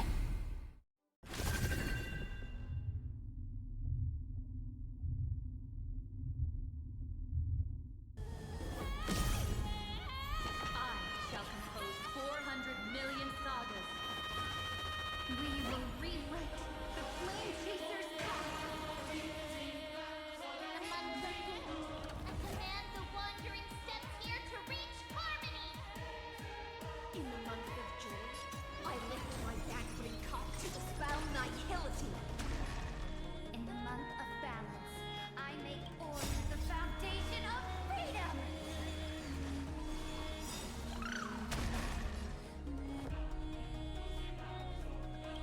We're all here.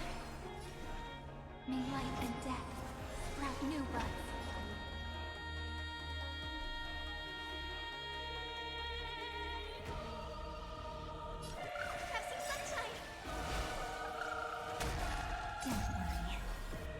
expose your meltdowns. Good night. Embrace a new life.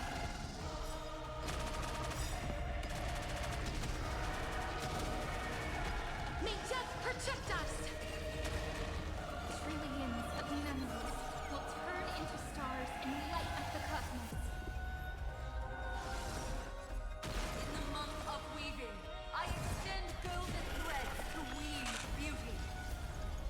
In the month of weeping, I enlighten the foolish with luminary erudition! In the month of fortune, I scatter elation throughout the dawning day!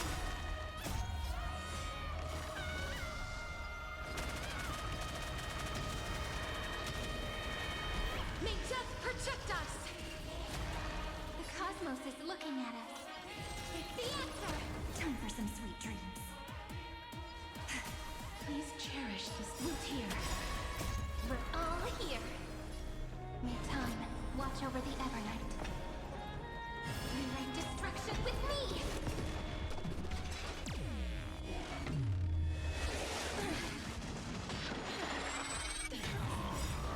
Embrace a new life.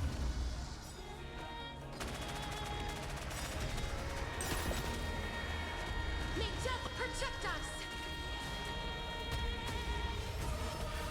A romantic ending will be penned by every beating heart.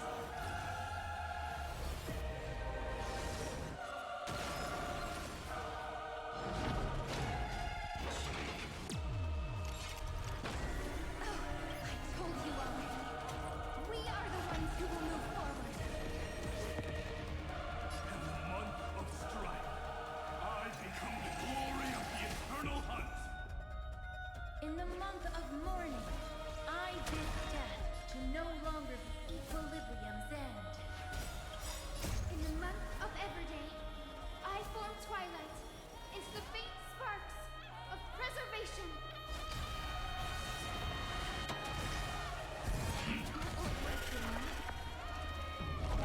Let's create a miracle. It's the answer! Far from self. We're all here. Cleanse hatred with love. Have some fun. Not again. Embrace a new life.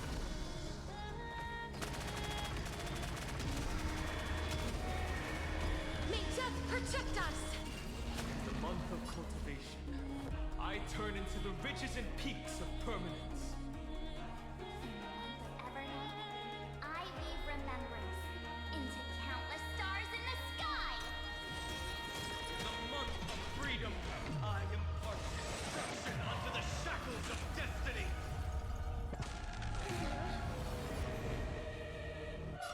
Fill me up with thanks. All energized. Embrace a new life.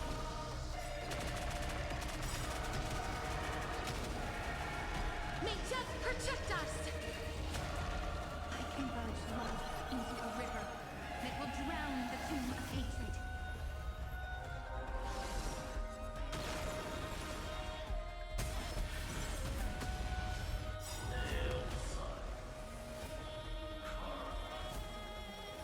Headless giants. If you never had a chance to be the master of your own destiny, why not give us that choice? Let humanity prove to you that even the breeding grounds of destruction can bloom with gentle flowers!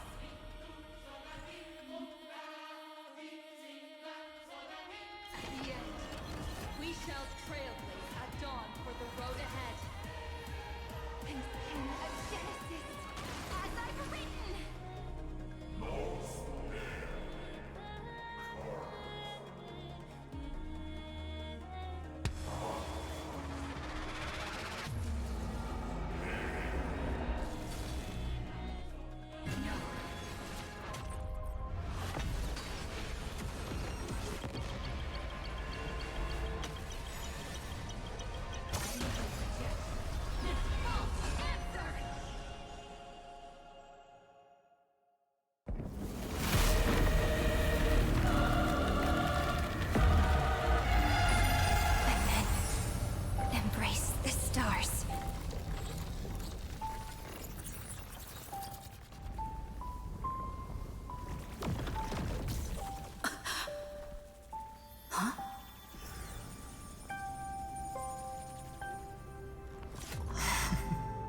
To end the destruction with destruction.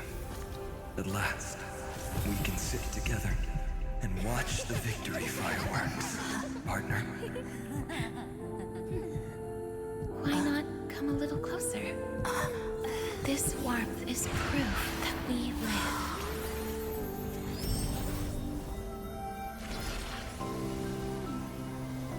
Hey, stay strong. Eyes forward, always. This arrow isn't the end, but the beginning of hope.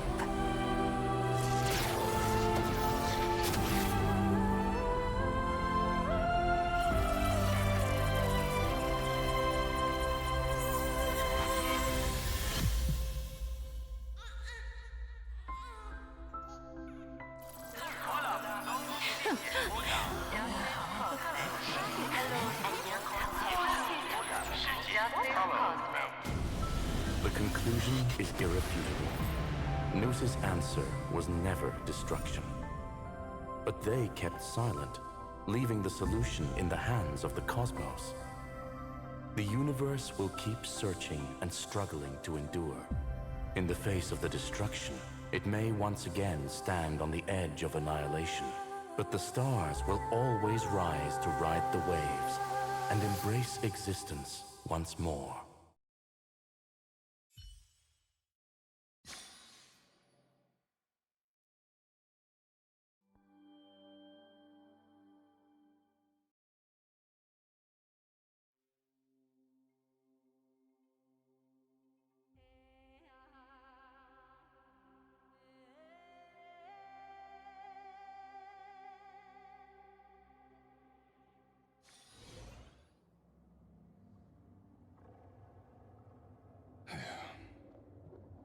It's over, Lycurgus. Yes, another failure. How is Madame Herta? She's fine. The IPC is keeping her under observation. She'll recover soon enough. To bind a mortal body to a scepter and stare straight at an eon. I respect her for that. I still remember the terror of witnessing a single gaze crushing the entire world. No wonder you chose the destruction. Question: is all this worth it? There's no point in debating. This is Xandar One Kuwabara's fate. The prime mover of the universe. The first genius. And the first to fail. Correction. I was asking Lycurgus. I don't know how to measure the worth of curiosity being satisfied. But in its presence, all the bitter fruits I've sown seem to turn sweet. But your harvest was watered in blood. Answer me. Is all this worth it? It doesn't matter to me.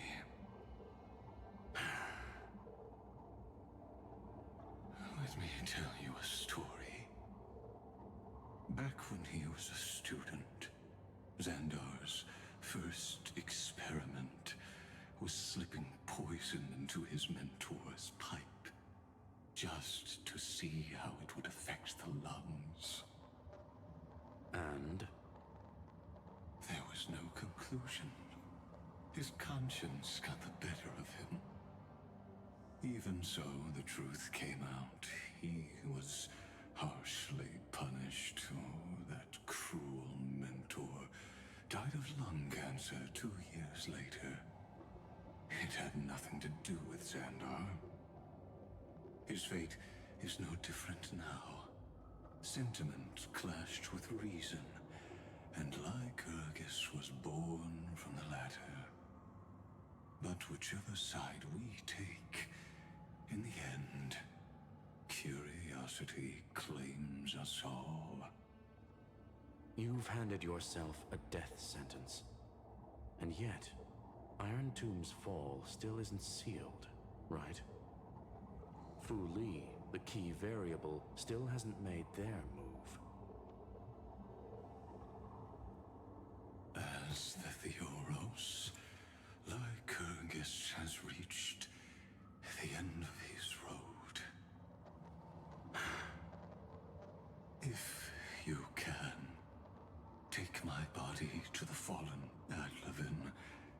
There, you'll find a formula. It is Xandar's final gift to you. If the day ever comes when you must destroy the erudition with your own hands, it'll come to your aid. A foolish last wish. I won't grant it. You will. Not for yourself, but for your conscience.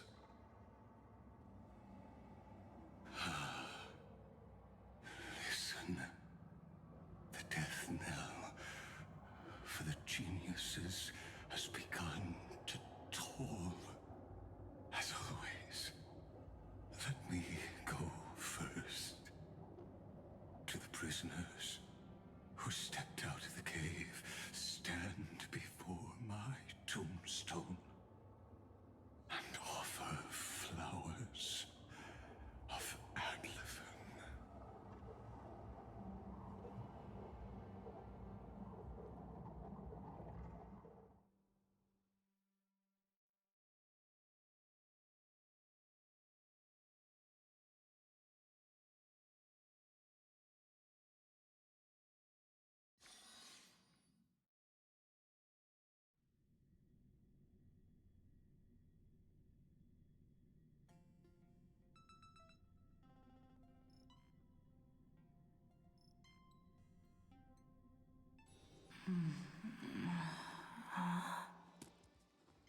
Here, I'm back on the Express.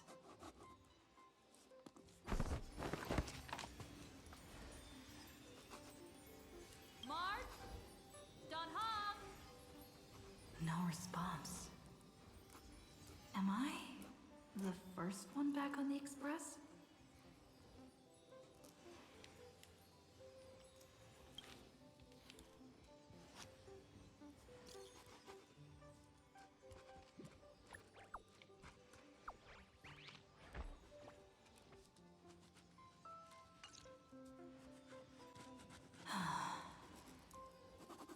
Nobody's here. I'm getting worried. Did we really win? Why does it feel so unreal? Looks like they are waking up. Hey, I told you not to talk. Someone's in the bathroom. An intruder. Better be careful and check it out. Oh no. She's coming this way. Quick, hide in here. Huh?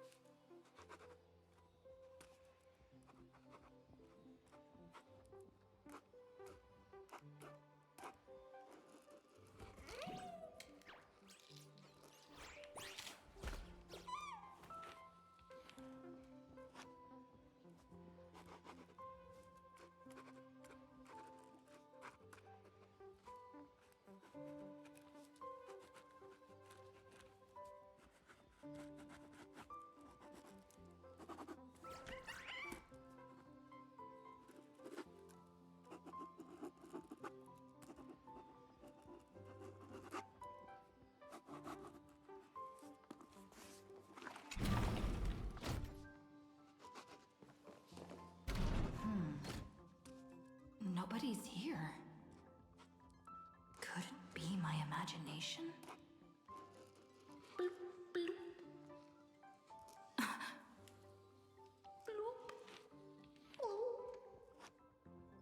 Bloop. Caught you.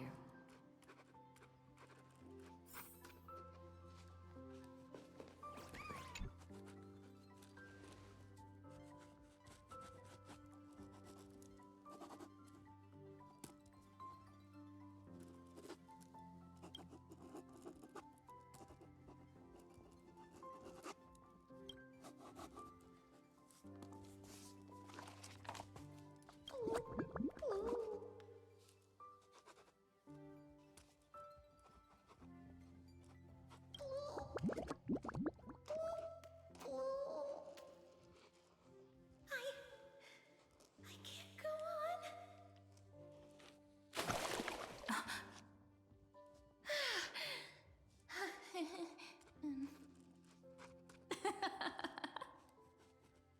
You?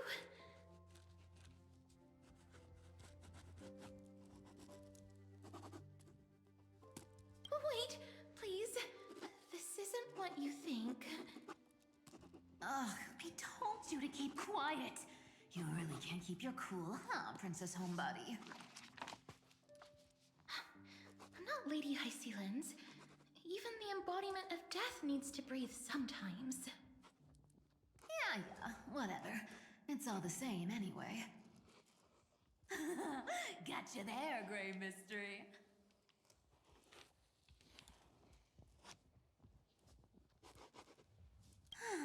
So composed, Grey Mystery. It looks like that big battle really helped you grow up, didn't it?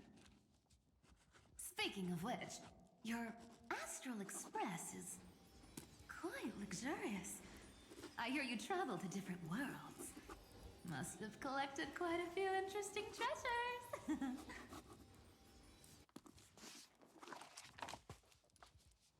Hey now, don't go throwing wild accusations around. Hey, I was just thinking out loud. I wasn't actually gonna do anything. Don't be so tense.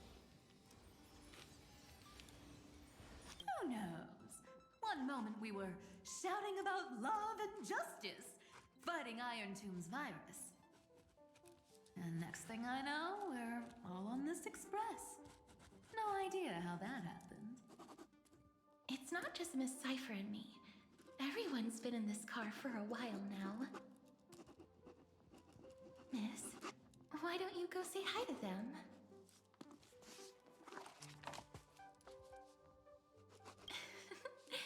Don't worry, everyone's following the rules here. If you're worried, feel free to check everything out yourself, miss.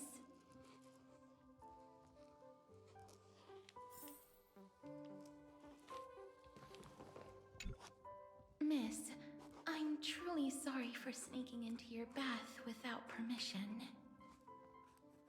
But I've been wondering, why is there a pack of red chili oil sitting by the bath? That's quite bizarre, to say the least. Please make sure Lady Aglaya doesn't find out. She's a firm defender of traditional bathing, you know. We've walked around this car for a bit already. The Astral Express that you've mentioned so many times is truly heartwarming. Like one big family that never splits up. Perhaps living in such an environment made your embrace feel so warm.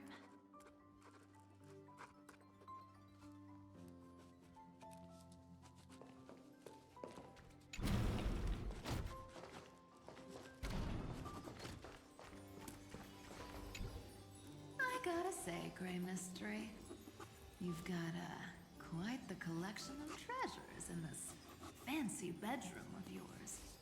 A flying Amphora model I've never seen before. A head that looks just like a Titan's. And those weird Mr. Pocket Watch figurines.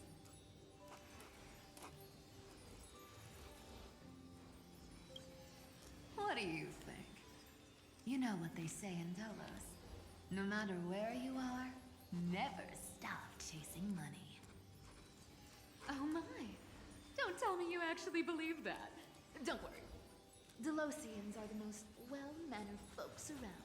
They never do anything like that. Besides, the reason I say they're precious is that each one carries the footprints of your trailblazing journey. Priceless treasures are the true art of thievery. When you get the chance, tell me more about your adventures.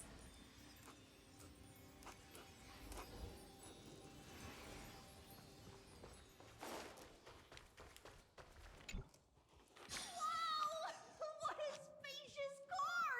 And these floor tiles are gorgeous! Trian, don't run around in other people's homes!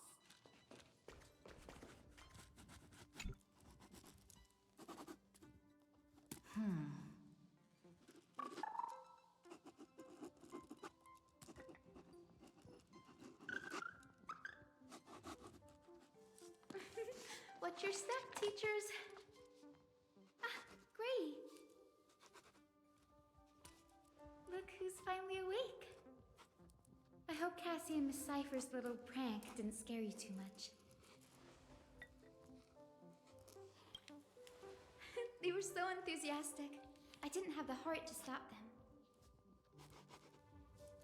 When we woke up, the entire express was completely empty. Not a single soul in sight. Such a shame. I was looking forward to making new friends, especially since they were Gray's most trusted travel companions.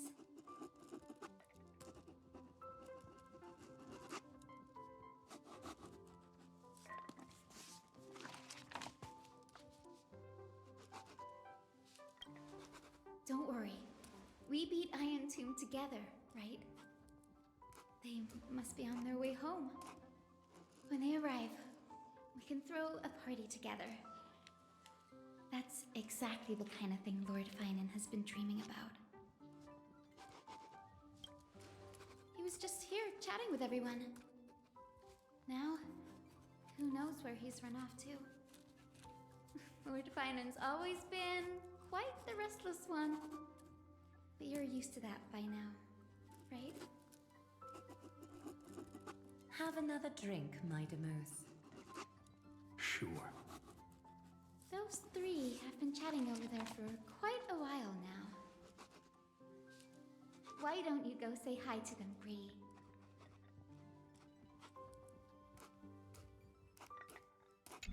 Those three have been chatting over there for quite a while now. Why don't you go say hi to them, Bree? A moderate system, similar to the Demigod Council, is the only guarantee of a long-lasting civilization. In my view, most civilizations across the cosmos will eventually evolve into this form. I beg to differ. In such a vast jungle, the dictatorship system exhibited by early Akama is the only example of guaranteed survival. The system might not be the key. Force and resources are the decisive factors. Look who's here.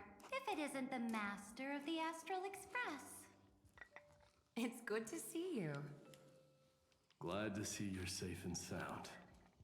I helped myself to some equipment and drinks from this, bar of yours. Hope you don't mind.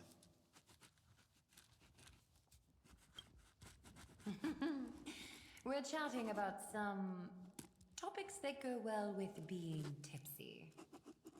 Now that you are here, why don't we let someone who's truly worldly enlighten us? Looks like you came at just the right time. I do not mind. What form of government have most civilizations across this vast cosmos survived with to this day?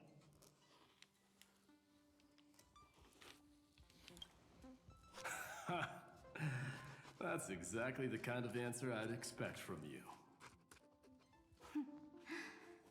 I bestow upon the Astral Express this supreme mission. You must spread the great deeds of Amphorius to every corner of the cosmos. Thus, capable individuals from countless worlds will surely find inspiration in the Flame Chase's tales and embark on their own grand journeys. It's hard to say if that'd be a blessing or a curse for the cosmos. I can imagine our conversations here will only get more unrestrained. Don't let our rare moments of joy hold you back. This banquet on the Express truly lacks manners. You may leave. I permit it. That man just left. Wouldn't even stay for another drink. He needs to show more respect. If you're looking for him, try your luck in the car above.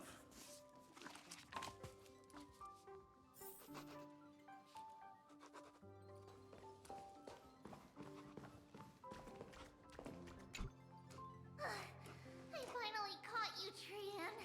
Running so fast in someone else's home? How rude of you! All according to plan. Trian lured you here on purpose. Look, there are several adorable outfits here. Trian wants you to try them on so Trian can draw you looking all cute. Oh my! You even dare to scheme against yourself? Lucky for me, I came prepared. Time for a surprise attack. The hero of justice, Treenan. Treenan has been lying in wait here for a while. We will make Trian taste her own medicine. Two against one? That's not fair!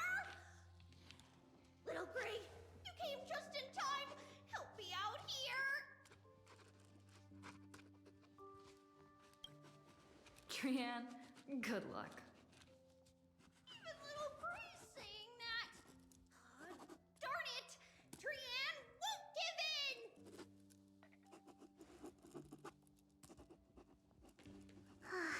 Trian ran away. Treenan will fulfill the ambush duty. The Trevios is all laughing and playing around together. That must be quite the rare sight in Little Gray's memories, huh? Yeah, everyone will be alright. Look, every hero has put down their burden and returned to their innocent, childlike selves. After all, just thinking about how warm and bright Little Gray's tomorrow will be fills us with genuine joy and lets us breathe a sigh of relief. So, today, why don't you let Trevi enjoy some rare moments of childhood too? Wait up! Trian! Don't you dare run away!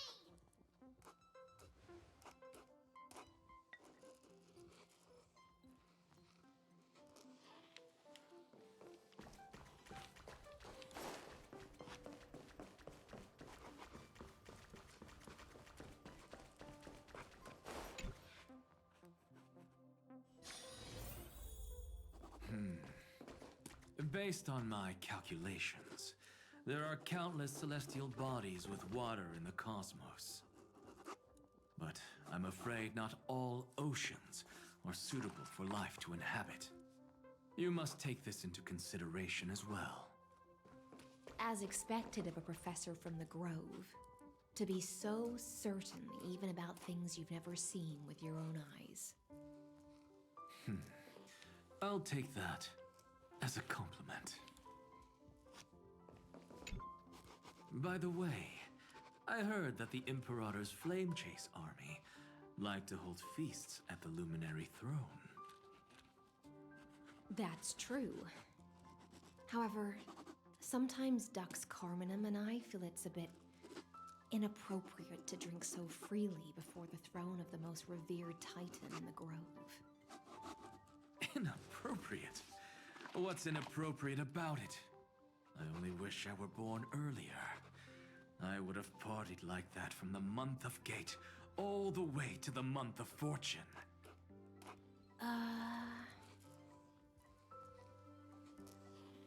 Blasphemy is just a phenomenon, not the end goal.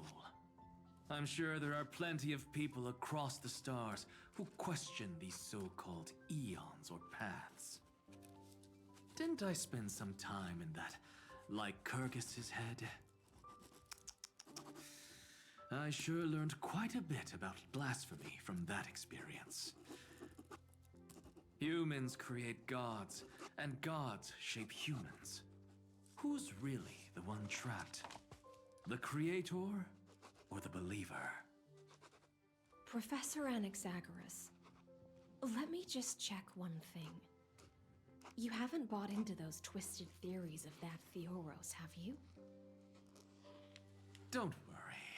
The difference between a genius and a madman is that a genius shares lethal truths, while a madman tries to force them upon others.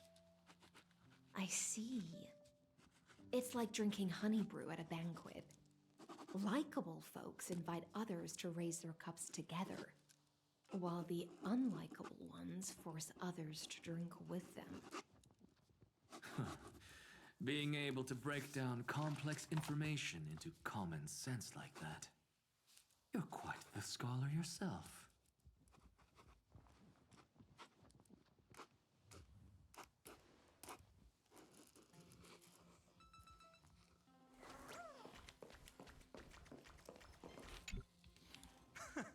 You're here, partner. That celebration party I've been mentioning to you has finally become a reality.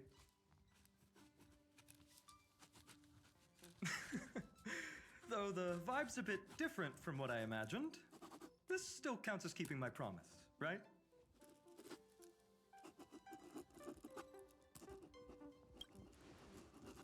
What you speak of has indeed already come to pass. We triumphed over Iron Tomb, drew its fire unto ourselves, and purified its embers. Now the force that maintains our consciousness and form comes from elsewhere.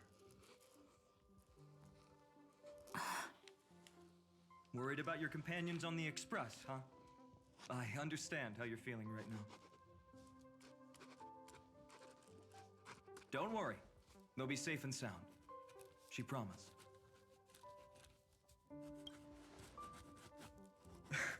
Don't worry, she always shows up at just the right moment. The Astral Express. Honestly, it really feels like home. I can imagine how much you, Dun Hung, and Miss March must have missed everything here when you were trapped in Amphorius. The beautiful windows, the soothing music, your fellow travelers on the Express. Like how golden wheat stalks sway in my dreams every night through the countless cycles.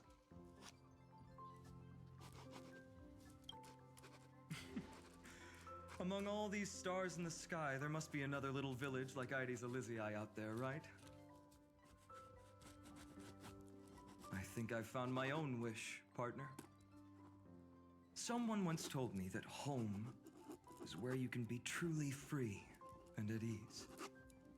Maybe roaming the cosmos with you all is my strongest desire right now. All of us together, of course. The Shinjo Alliance, Penacony. I blame my poor imagination. I can't picture what those worlds look like at all from Dun Hung's descriptions. So I have to see it with my own eyes, right? You're finally here. She has something to ask you. Well then, I'll leave you two to chat. Thank you, Finan.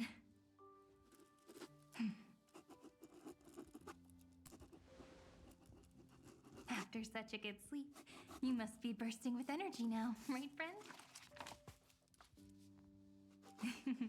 Sorry about that. Since it's our first time visiting the Express, I was hoping everyone would behave. But it turns out everyone's quite the character, aren't they? You know what I mean, right? How about we take a look back at everything that's happened so far? Together, we triumphed over Iron Tomb. It tried to transform into trillions of viral clusters to infect the cosmos. But the heroes threw themselves into the golden flames, becoming arrows that purified the destruction.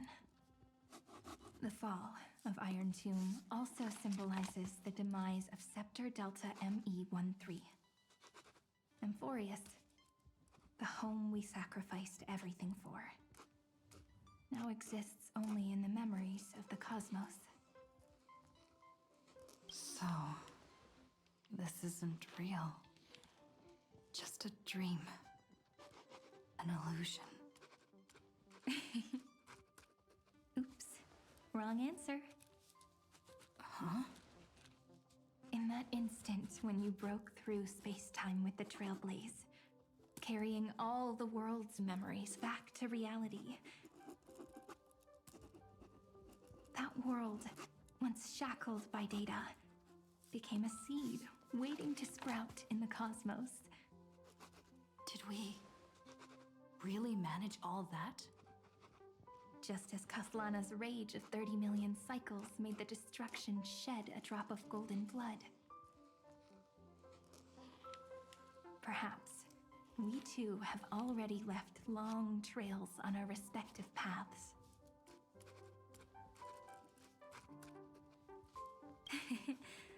Freedom.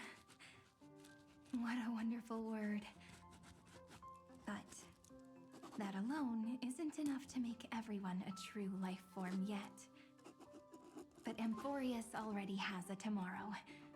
So as long as you carefully preserve and tend to all the seeds, then when the Trailblaze creates another miracle someday in the future, I believe this world we deeply love will sprout and bloom into a beautiful flower.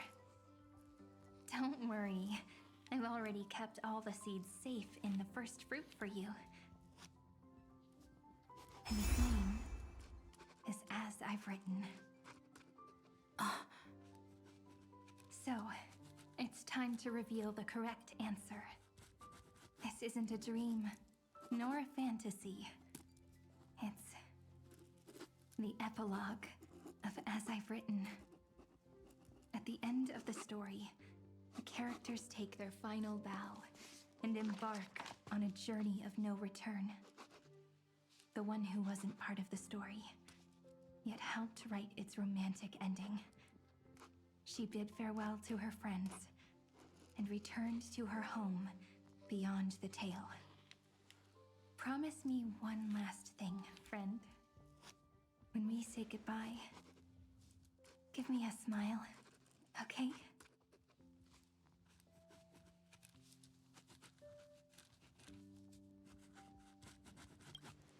I will, Cyrene. Every star that the Trailblaze passes by will remember the name of Amphorius.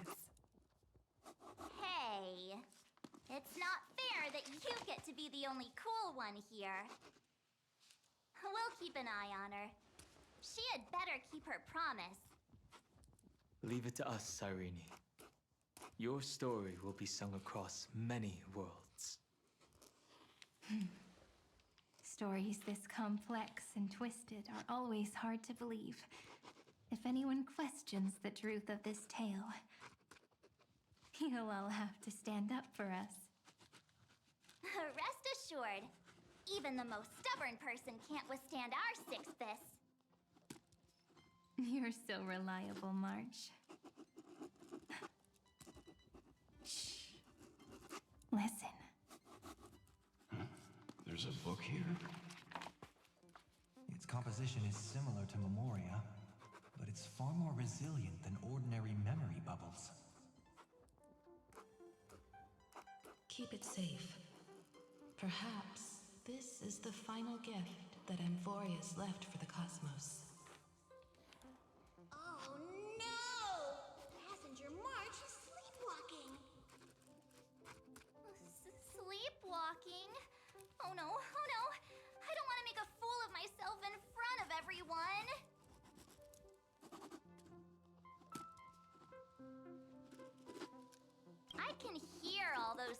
little plans brewing in your head.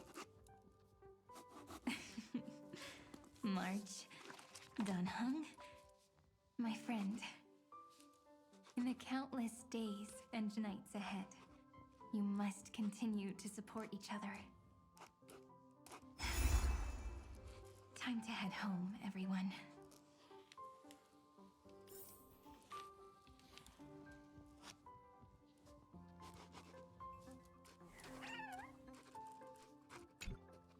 Leaving this place means as I've written will conclude here. No one will have the chance to revise it, and no one can continue writing it. Don't leave any regrets. What magnificent words could possibly do justice to the finale of such an epic tale? I've been pondering this while you were sleeping. Now, I finally have the answer. Let's keep it simple and sweet. In our virtual extrapolations, we've lived through epochs longer than the lifespans of many stars. No language in this world, no written words, could ever carry the weight of this journey. In that case, let's not be bound by the minutiae of words. Those who understand its passion and romance will naturally be moved to tears by the final period placed at the end. And now, it's time to say goodbye to our readers. And so we reach the final page of As I've Written. Let's not leave behind any regrets, everyone. Everyone's here.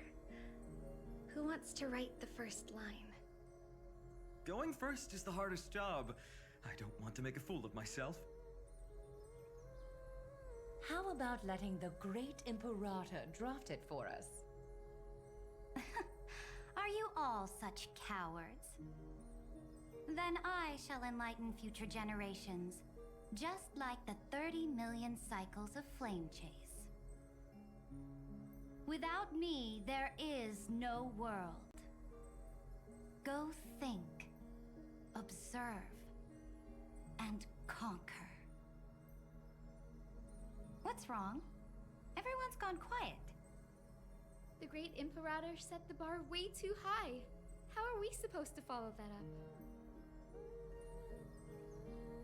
Where the Emperor leads, loyal subjects must follow. I guess only the Dux Gladiorum could possibly match that kind of overwhelming presence. Me?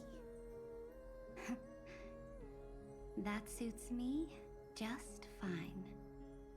Once the deed is done, one should leave decisively, letting posterity judge right from wrong.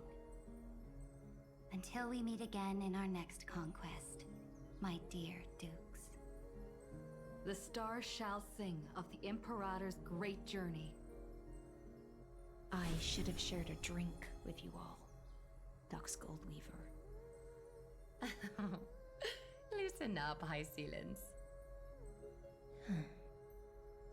Life is like the ocean.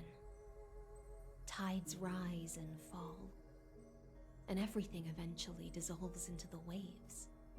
So, sing your heart out in every moment of your existence. Whether it's a feast or the nihility that awaits ahead, I will find its radiance and sing its praises. May the next feast be eternal. Miss High Sealand's toast is so poetic. Does everyone have to be so poetic? In my opinion, we should leave some real words of wisdom for future generations. Next up, any volunteers? I'll do it. There's no dragging one's feet in the Kremnoan language. Does the Kremnoan language even... Haikith, don't interrupt. Kill the play, and games shall be born. Kill the strife, and glory shall descend. Not bad at all.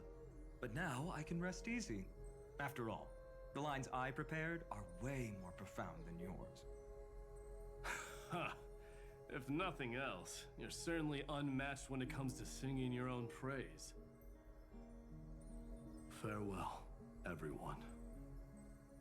If we meet again, I shall once more become your steadfast support. That's a promise I won't back down from.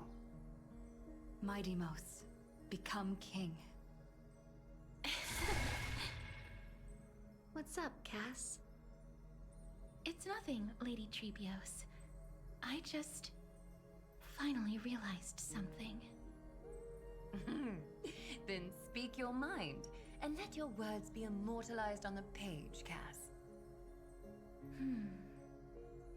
If your heart still has room to spare, share a bit of gentleness and softly cherish all the beautiful things around you.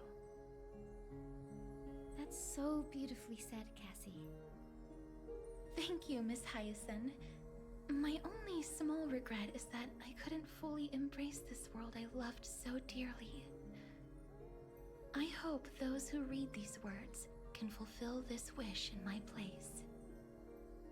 Everyone, let's meet again at the end of the West Wind. The place you reside is the gentle sea of flowers. Well then, it's my turn. Take it away with your performance, Anaxagoras. This time, you won't have to worry about being interrupted. Then I must thank you all for being such a captive audience. Now, with this golden opportunity, I shall reveal to the world my insights into the world's ultimate truth. Truth is a solvent that dissolves all things in the world, and thus cannot objectively exist. I have a brilliant proof for this in mind, but since we're nearing the end of the story, I shall not elaborate. Is this your final question for future generations? No. This is an established fact, not up for debate. I call it Anaxagoras' last theorem. Oh, you. Still as profound as ever, Professor. We've got time, you know. If you don't explain it clearly, future readers might not grasp your true meaning. The true meaning isn't important. What matters is the emotion that stirs within them when they read these words. At that moment, the theorem's mission would be complete. So, your lessons are far from over. But taking a little break for now wouldn't hurt. Then... class dismissed. The seeds you've sown are already sprouting. Would you mind if I write the next line? Huh? I actually thought you should be the one doing the final wrap-up. But...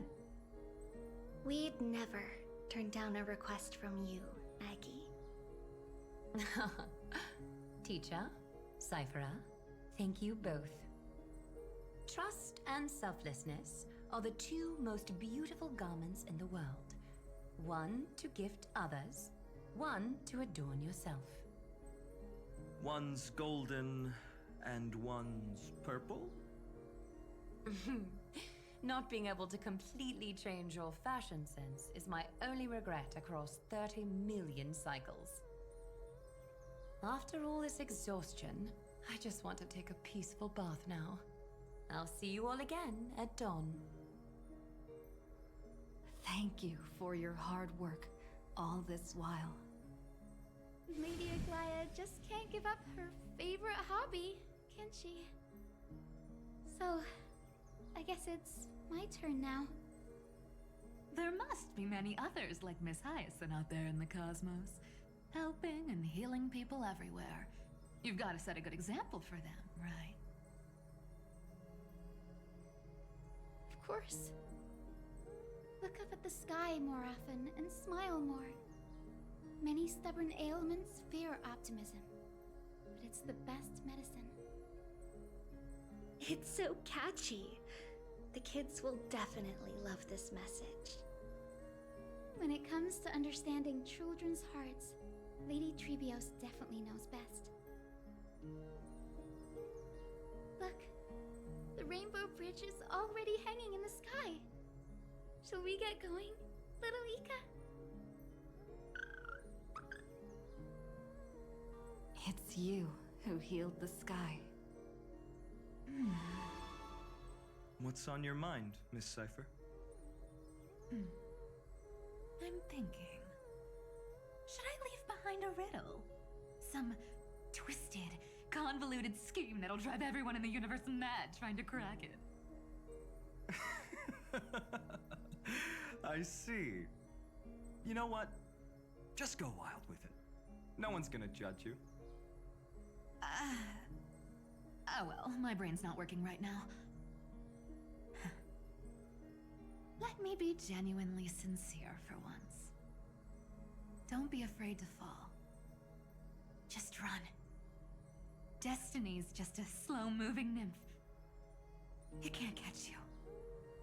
So in the end, little Syphy's message was the most straightforward one. Even if you combined 30 million of me, I probably wouldn't have read as many books as you did in one lifetime. I won't pretend to be cultured before Big Sis Treeby, Trinan, and Trian. Emphorius's greatest trickery. Gotta bounce now. Meow! Homeward you come, distant wind. It's just us now, Snowy. Yeah, teacher. Maybe I should... No. Let me go first. After all shall bid farewell to one, and that person alone will. I never would have guessed you had such a dark sense of humor, teacher. You still know so little about the complete Trebios, Snowy. Jokes aside, I want to leave these words at the end of the story. Whether it's a sunny day or a rainy day, remember to tell yourself before you drift off to sleep, see you tomorrow. See you tomorrow. Times 1,000. Prophecy received. Times 1,000. From now on, no more goodbyes. Finally. The time has come to say farewell. I'm grateful that you could be here to witness this moment, partner. Well then, make sure you take good care of as I've written. As long as it's by your side, Amphorius will always be with you. The last line I want to write down is, a hero is living in everyone's heart. Embrace it and chase after the sun. I hope those who read this will find the courage to face their burning lives. See you at the next pale dawn, partner. Did you see? Amphorius has ushered in the dawn. The characters in the book have taken their final bow. It's time for us to return to our own reality. But as people who lived through it, we can still add the final touches to this story, right? Of course. The pen will eventually break, the ink will run dry, and life will ultimately fade. But thoughts will permanently remain in Sokka's. If time is an endless cycle, then forget the bitterness that keeps repeating, and remember only the moments of happiness.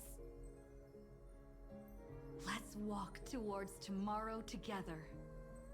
We were never apart. Time to head home. Don't miss the crew meeting. We won't wait around for you, you know? See you later, Donhung, March. And with this, as I've written, officially comes to an end. We're its co-authors, after all, friend. Once the words are written down and have been read by others, the meaning they carry is no longer in our control, leaving the freedom of interpretation to every reader who opens it. Don't you think there's something romantic about that? As for what this story means to you and me, let's keep it close to our hearts. After all, we've always had this unspoken understanding between us. Whoa! The passenger March! Why did you suddenly wake up? You scared me so much that I dropped that book! Welcome home, you three. Thank you for your hard work on this trailblaze. We might need to reshuffle the seniority rankings of the Express crew if we count the years you spent in Emphorius. Hey, I was the first one to get dragged into it. Does that mean I'm gonna be the oldest member of the Astral Express now? Miss March hasn't lost her innocent nature even after all these long years. In other words, she hasn't really grown up at all. Hey! This is the first time I've been able to examine as I've written up close. Miss Irene's handwriting is gentle, yet steely, with an underlying strength. I had no idea it was so sophisticated. Looks like I need to brush up on my knowledge in this area. Maybe start with a few basic books first to get your feet wet. Look who's talking! As if you're not glued to your phone in your room all day. Huh? Wait, something fell out. It's... Is that a bookmark? In a corner, unknown to everyone. There was actually an untold interlude that took place. I left it out of the story because it involved a choice. A choice I made for my own selfish reasons. Can you forgive me, friend? I made a decision on my own while you were away. I wrote everything about it on this little card. If you can find it in your heart to forgive me after reading it, please. Add this final note to the conclusion of As I've Written.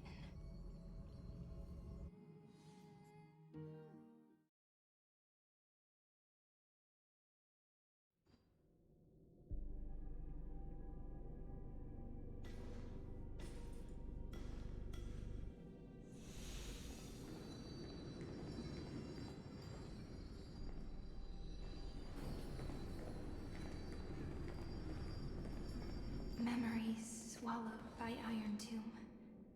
Return now to reality.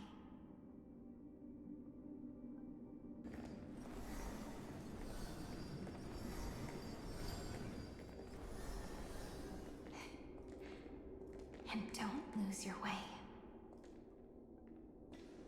I finally found you, Cyrene. The Demiurge. We won the battle. Thank you, Madam Herta. Without Without you, we never would have stood a chance. Still, is something weighing on you? Right before I shut my eyes, inside the droid head's brain, I saw something unsettling. The fourth instant, this turning point in cosmic destiny, anchored by the erudition. It's not a single instant, but a process, a chain of events. So, this victory isn't the final piece of that chain? Far from it. This is only the beginning. The first toll of the death knell for the cosmos. That sorrowful look doesn't suit you, Madame Herta. Don't hold it in. Tell me. Not long ago, you crossed paths with the Eon of Remembrance again, didn't you? Yes. Even if the figure was hazy, I knew right away. That was the god from Cyrene's dreams. Causality has gone wrong, just as I thought. Causality? Let me put it in your favorite fairy tale terms. The universe began as a seed. It grew into a great tree. And the present is its branches and leaves. The erudition calculates how the future will sprout. With so many possible outcomes, they choose to anchor one path, cutting away the crooked or fragile branches. But if things continue that way, the branches grow endlessly, the leaves multiply, and one day the tree collapses under its own weight. That is why there is a concept in biology called lignification. Soft sprigs form a hardened shell and fuse with the trunk. For the universe, that process is what we call memory. Under Fooley's record keeping, the past becomes memory. In the corners, they forget. Even the events of the present become fruit without roots. So it is the opposite of the erudition. One calculates what is to come, and the other holds on to what came before. We were never meant to have to speak of this. But now, I finally understand what that chaotic matter around Emporius truly is. It is your memory. Your mind now stretches across the stars, allowing you to travel farther down this path than anyone else. My memory? Yes, you live in the now, but your memory remains in the past. Just like the Eon of Remembrance, a being made entirely of memories. What does that mean? Did they fall? No, quite the opposite. They have not yet been born. Remember, to carry out the mission of remembering the universe, they must ascend to divinity only at the very end of time. And at that moment of ascension, their memory stretches through the past, becoming what people now call Fooley.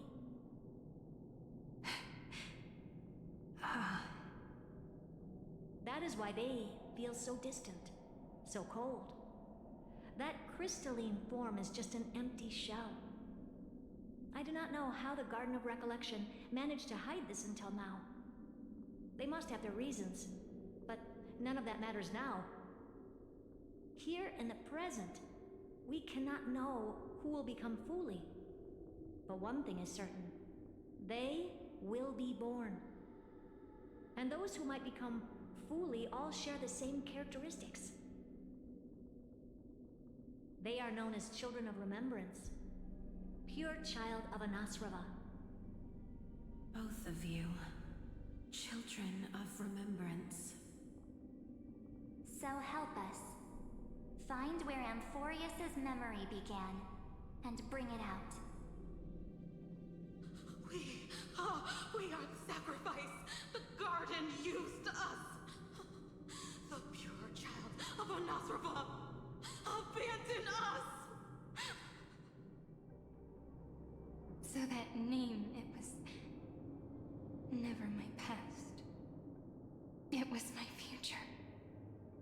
Or maybe it is the present. Noose has revealed to me two paths. And on both paths, I see you standing. The first, follow the trail of memory you have forged. Break free from this world and reach for the stars. That would mean Amphorius's causality will no longer concern you, at least not the person you are now.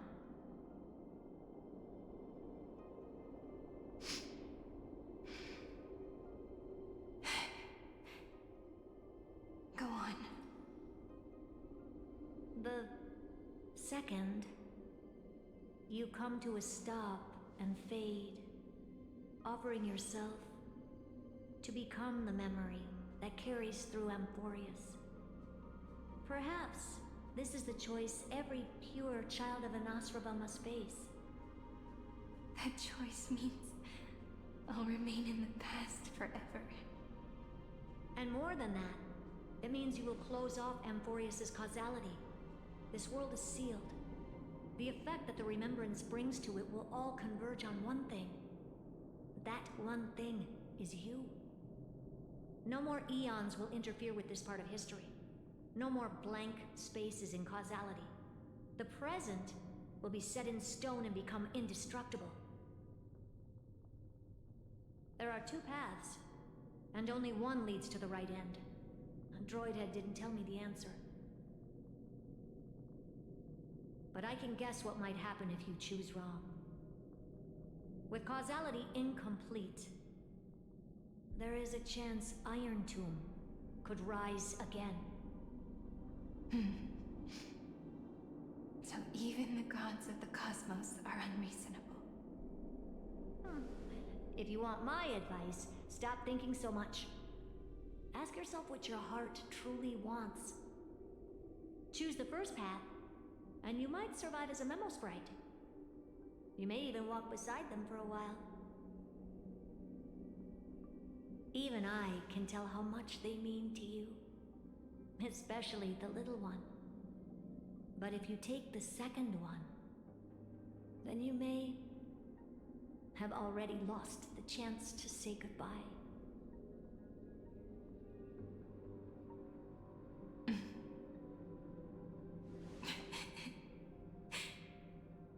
I have made my decision, Madam Herta. I thought you would need more time to think it through. The answer is clear, is it not? Still, I do need a little time to quiet the sorrow in my heart. Her kindness is always just right for the moment. I believe she will forgive me.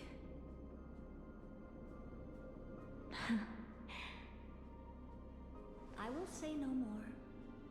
I would rather not break the mood. But may I ask you one last thing? Of course. Why?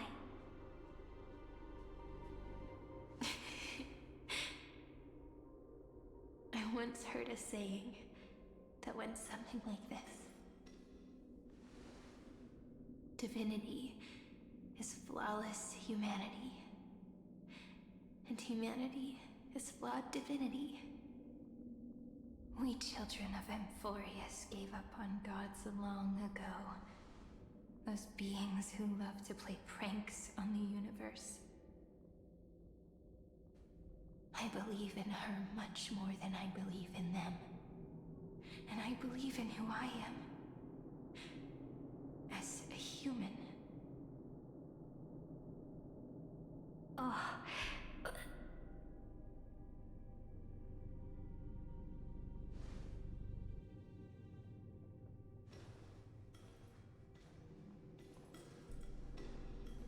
That really is a comforting answer. As for the one wish I still have trouble letting go of.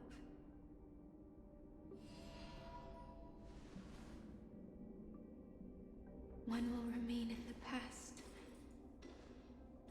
One will walk toward the future.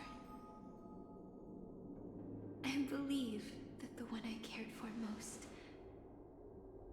will witness on behalf of the ripples of past reverie. Every starlit tomorrow.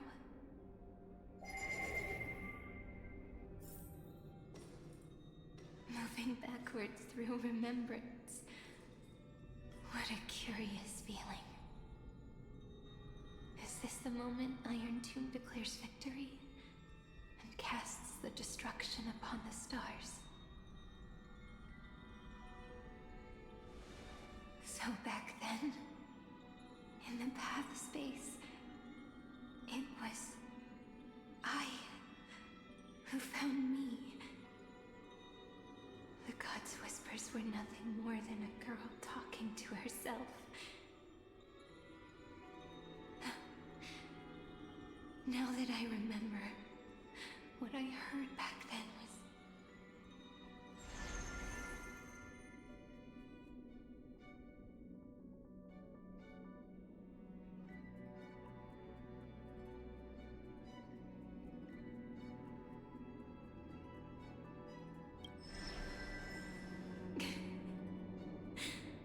All I wanted to say was, don't give up. She will find you. Memory truly is amazing. Then let me wield this power and plant the seed of causality for the miracle that is destined to bloom.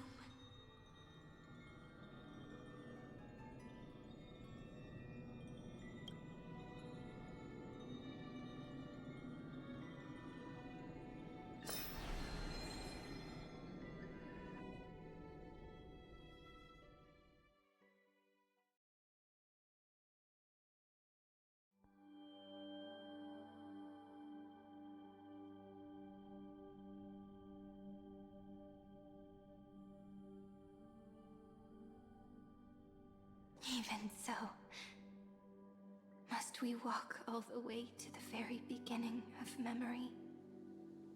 It's such a long road. A bit lonely to walk alone. Then, would it be alright if I came with you?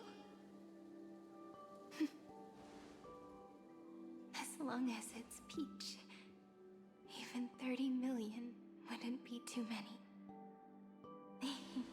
One is enough. Take a deep breath, and then we can set off, alright? Follow the ripples of remembrance into the past. Reconnect every moment in which the gods made themselves known. Clearly, cause leads to effect. But now, the future gives new meaning to the past. Effect flows backward and nourishes cause.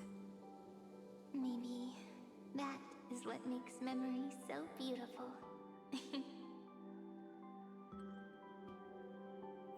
So, let us return the way we came. Look back at every ripple that formed. Go back home.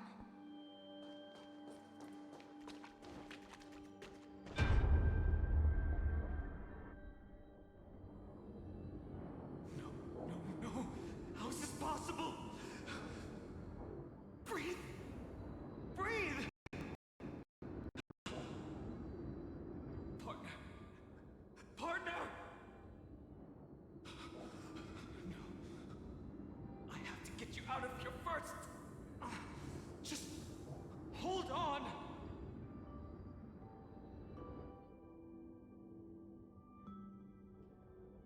Remember? That pale dawn breaking through the endless night? The spear of strife nearly claimed her life. And it was you, you, playing God, who cradled her body with your gentle gaze. Then, before Ornyx's altar,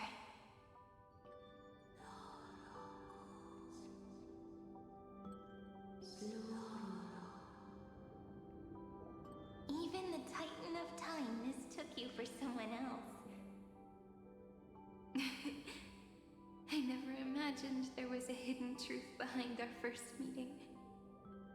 The first time was also the last time I saw you, friend.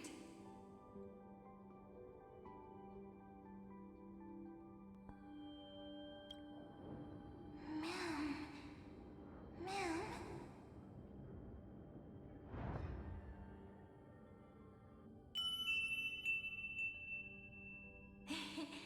That melody from the memory. I've got it now.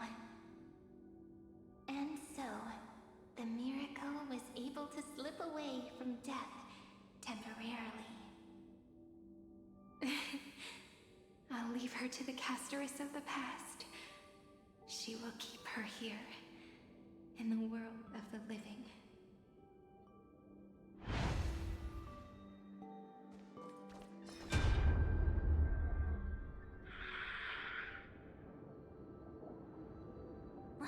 Darn it! What are these things? You're not taking me down. Not before I find a way to help her and Dunhung. If you've got a bone to pick, take it up with my six-phased ice. March wandered all across Amphorius for 97 days straight, chasing one goal: to save her friends. And with her bow and arrows, she brought down every obstacle that stood in her way. So that's how it happened. My skill with the bow. I owe it all to March.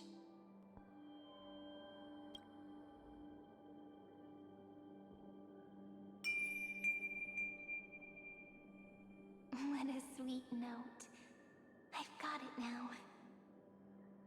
And so, in a memory from the past, you inherited March's mastery of the bow.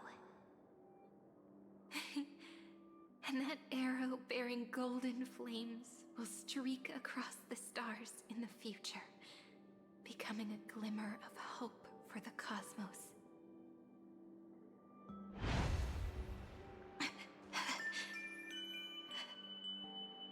Are you okay?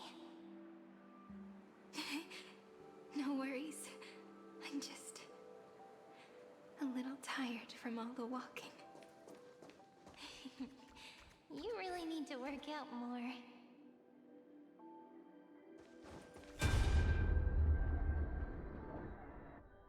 Three paths interweave and fetter Amphorius, co-authoring the fate of the world.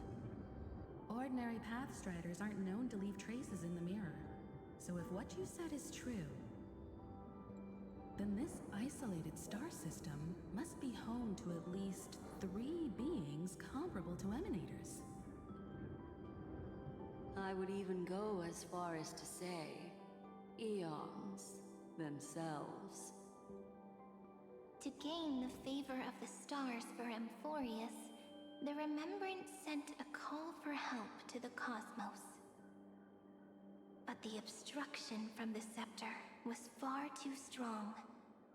Even the gods could do nothing more than send a fleeting mimetic being to someone who walked the same path.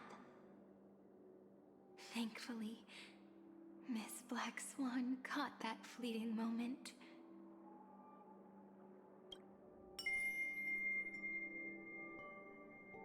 Though, that signal drew some unpleasant attention as well. Looking back now, it was all worth it. The cosmos showed us a kinder face. Thankfully, she has a different understanding of the Remembrance. Miss Evernight once said that the Remembrance wasn't looking after Amphorius, but rather scheming and preparing to devour the paths. Her deduction was perfectly logical, but she failed to account for what the humans in this story could achieve. Maybe I have a scheme of my own. A scheme that will bring happiness to everyone. Please keep helping them. And the others in the future too, Miss Black Swan.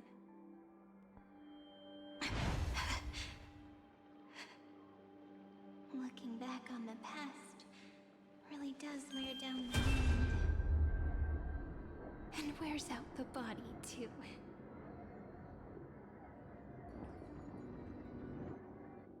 You need to hold tight to this ceremonial blade. After I'm gone, it will take you back to the beginning of time. The start of a new story.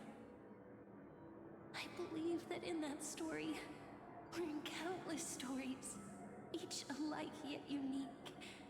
Everyone, all the companions who sacrificed themselves, alongside the deliverer we once dreamed of as children, will reunite beneath a vast, endless sky.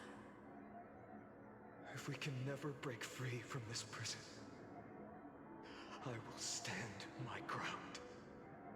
Until the day someone shatters this endless cycle and writes the final chapter of Amphorius' fate. In the blink of an eye, we have returned to the turning point of fate.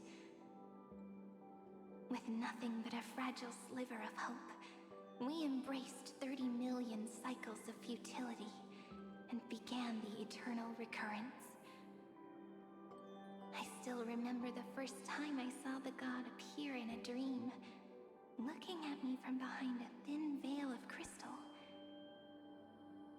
Back then, I wondered if they might be someone with ill intent. But now, I finally understand. She was always standing beside me, and she is so very beautiful.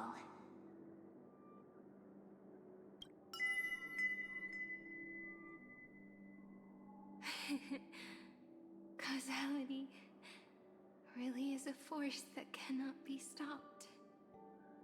Even if I wanted to leave a few more words for Cyrene, it seems I no longer can.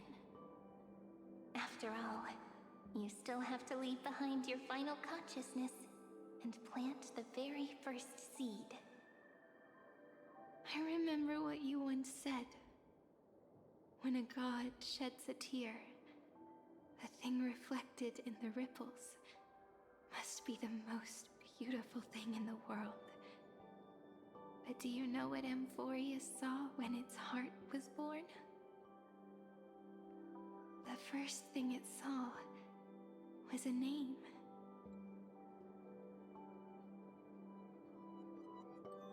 0, 9, 3. Looks like you figured it out. Sometimes, all it takes is a change in perspective to reveal something truly unexpected. Don't you agree? That's right. Turn these numbers upside down, and you'll see a beautiful eternity. Something we believe in. The ego.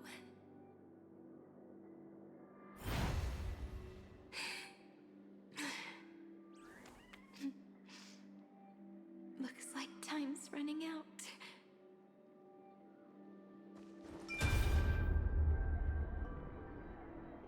I want to protect everyone in the village. But can I really do that with the strength I have? I shouldn't think too much. Better finish the farm work Dad left me first. The hero within has been by our side since we were little. Finan has always been strong, but without that faint glimmer of hope lingering in his mind. Would the weight of fate and endless recurrence finally break him? If only someone could place even a sliver of hope inside his heart, he would hold on and keep going. Yes, just a single spark. And he would guard that fragile light until it turned into a blazing sun.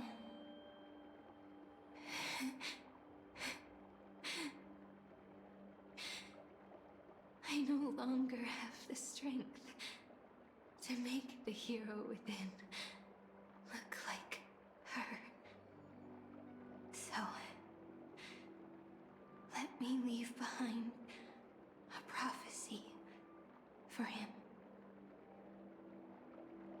Take this wish with you. Be the hero who begins the mission of deliverance.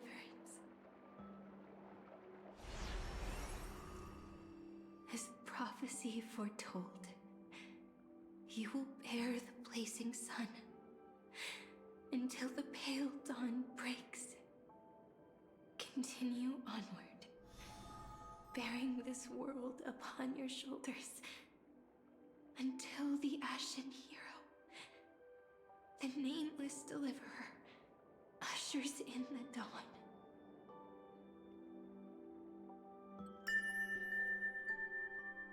Now, your eyes have seen through all of Amphorius, from the end back to the beginning.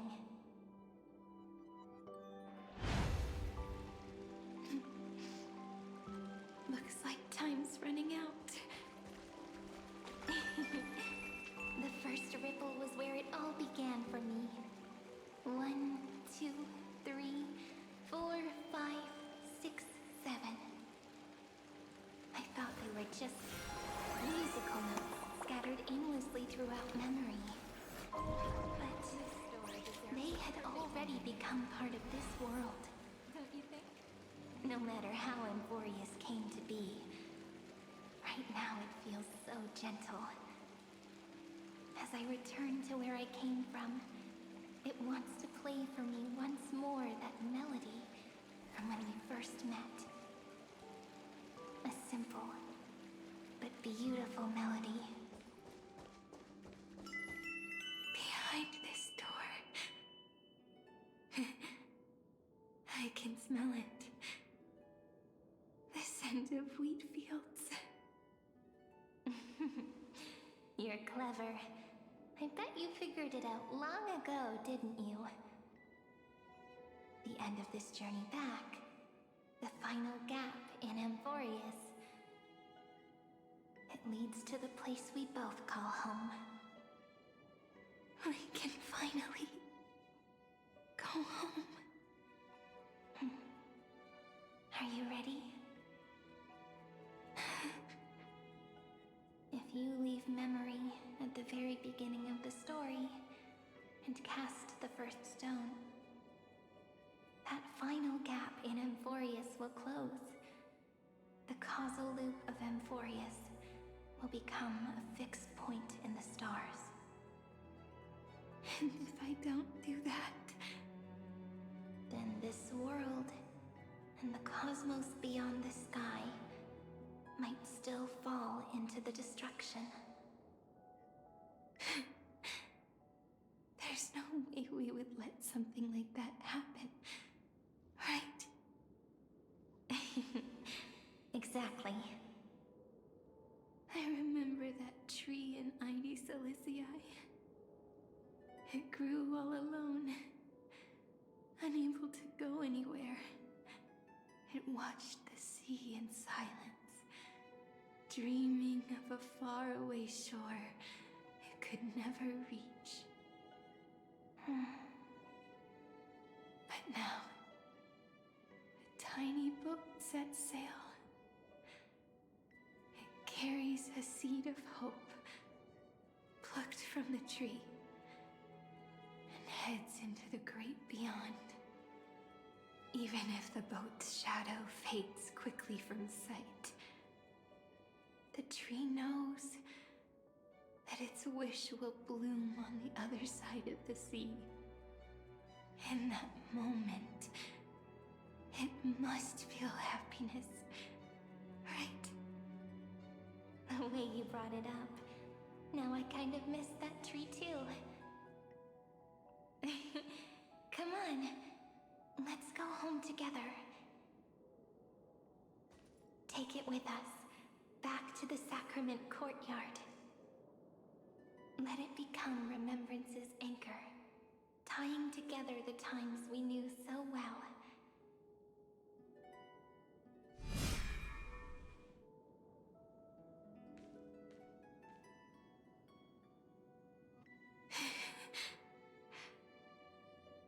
go home. Together. Oh. That final note. Right. It's been with me all this time.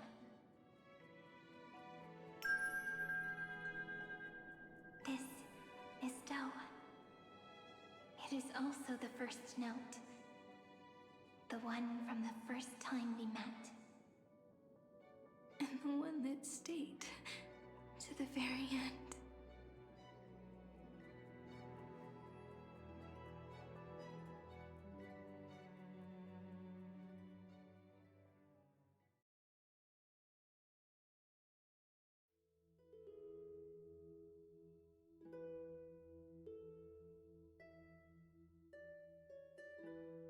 Heidi Silicii, the place where it all began.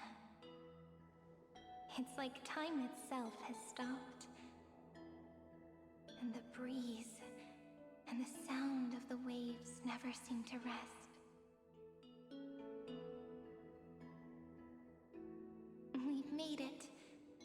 The Sacrament Courtyard. This is the place where we first picked up the ceremonial blade. And where we first began writing journals. Now, the journey through memory has reached its end. Once the anchor is placed, what awaits us is 30 million lifetimes of reunion. Looping again and again. Endless farewells. Do, re, mi, fa, sol, la, ti. And with them, endless encounters. Ti, la, sol, fa, mi, re, do.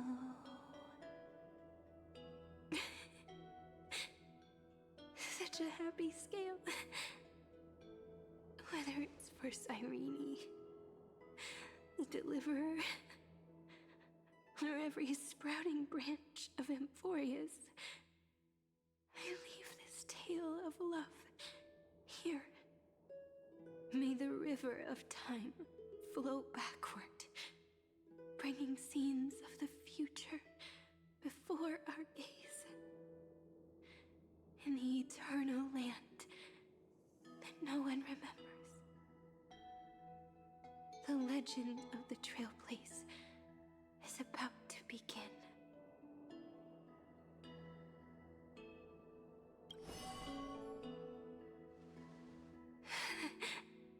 Is it all over now?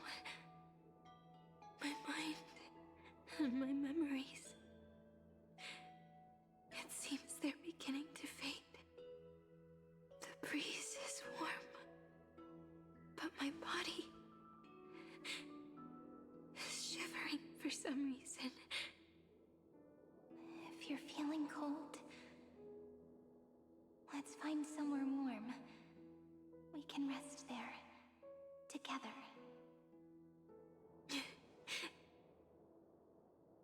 Somewhere warm. I know just the spot. 405 504 093 365 432 252 496 720 618 600 216 945.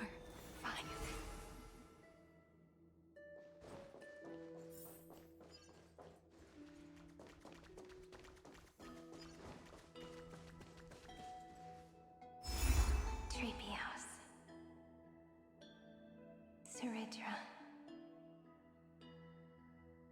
March 7th. Down. Electra. Hyacinthia. Caslana. Anaxagoras. Aglaya. Midamos. Castoris. Cyphera. Cyrene. And you. Look. Everything is already as we've written.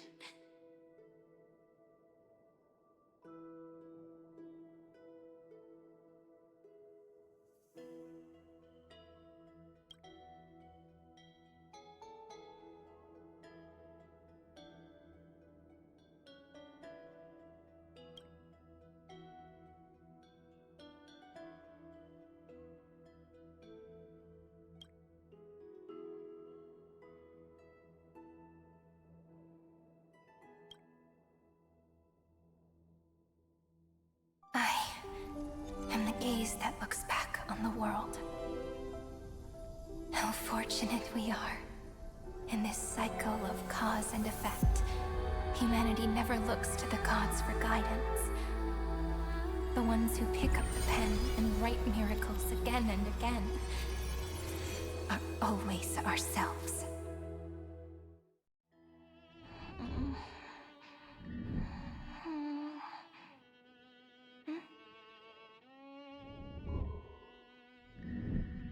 Am I still awake?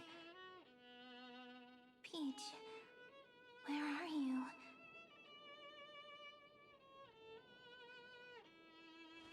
Are you still here?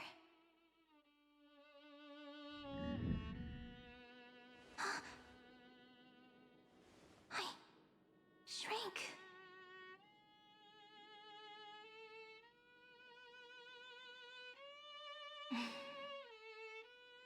So that's how it works. When memory drifts away with the breeze, love leaves behind a seed and turns into lament. Demiurge, Cyrene, Mem. Back again to the first, Philia 093. I always do have my charm. The final ripple nourished the great tree, and from it grew a single pink peach. We've been playing for so long, and you still haven't told me your name! I've told you so many times already. You're just forgetful. My name is Livia. Livia. If you forget again, I won't tell you next time. Livia. Got it. Then you have to remember mine, too. I'm... Piso. I always remember.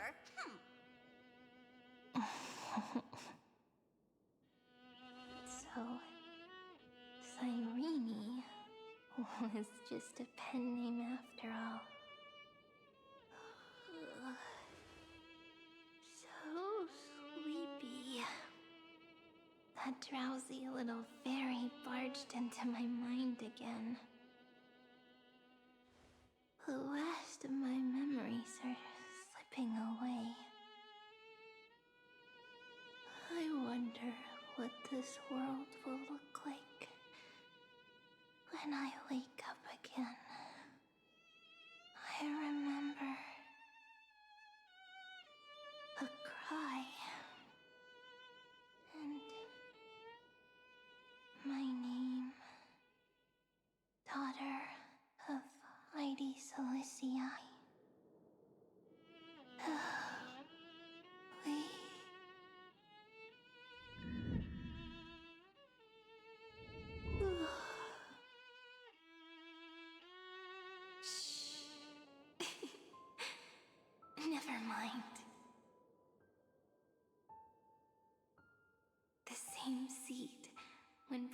planted in different soils, blooms into flowers that are alike, yet never the same.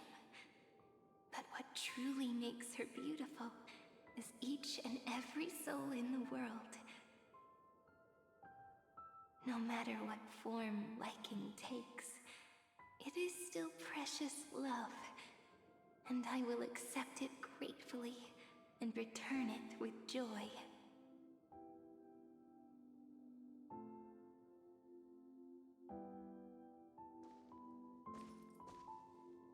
Do you remember my favorite story? That crystal flower was so beautiful because it reflected the eyes of the little fairy.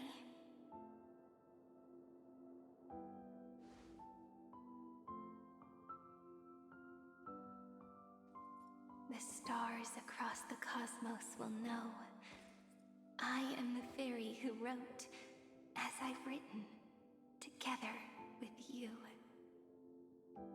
And in your heart, I know I will always be given the name I love most. The one you gave me. After all, we've always been in sync. Hey, don't rush! Slow down. Let the words settle. We have plenty of time.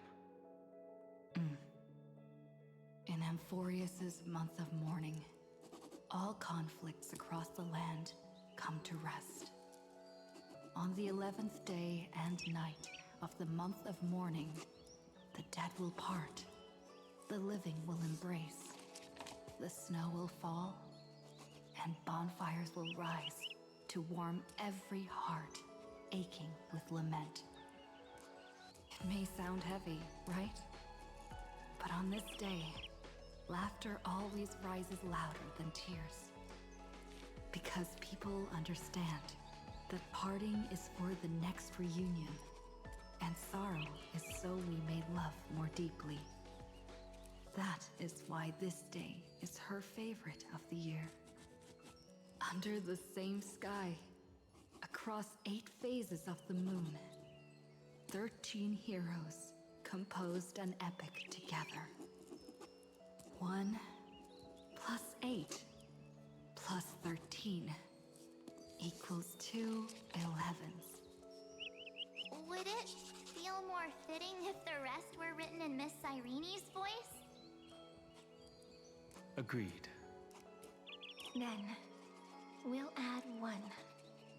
A 1 like none that has come before. A 1 that blazes new trails. I make this wish. On the 12th day of the 11th month, 13 heroes will take every core flame ignited across 30 million lifetimes and scatter them among the stars. Later, when the people who know this story gaze upon the cosmos, they will discover that the countless stars in the sky now glow pink. And after 13 seconds, that radiant light will quietly fade away. It will be such a romantic, yet puzzling sight. But that's all right.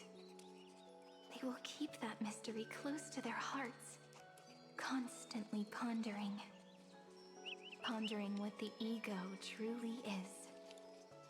They will love. They will get hurt. They will rage. And in 30 million moments of helplessness, they will stitch their shattered hearts back together. Again and again. But remember this well. Losses are a constant on the Flame Chase journey. There may be pain along the way, but you and I will never be alone. They will come to understand what it means to lose, and in the end, they will choose to let go. They will offer their hearts to this world, to every companion they walk beside. and they will take in the hearts of others and pass them onward. For every soul that exists in this world, there is a different ego, a different prime mover of life.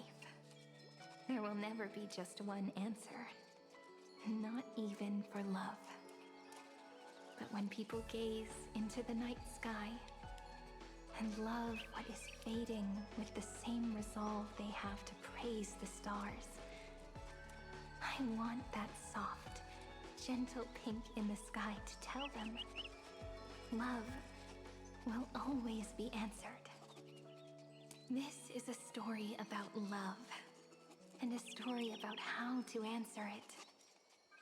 Whether it is one we have already written, or one you are yet to write, it will be a romantic story, like none that has come before. You think so too, right? And a romantic story deserves an ending that is free and complete. When every clue and thread has found its end, and the weight of the pen is no longer constrained. Pour the spirit of trailblazing into it, and end this tale with the most pure and romantic period.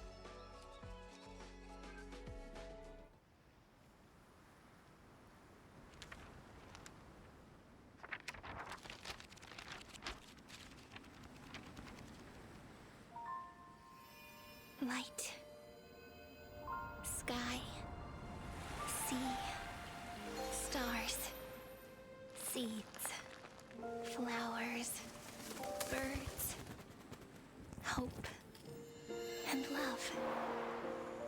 Such words of beauty were how I first imagined the world. For as long as I can remember, I've used them to tell the stories of Amphorius. And now, this is the last one. A story about tomorrow. Dedicated to you.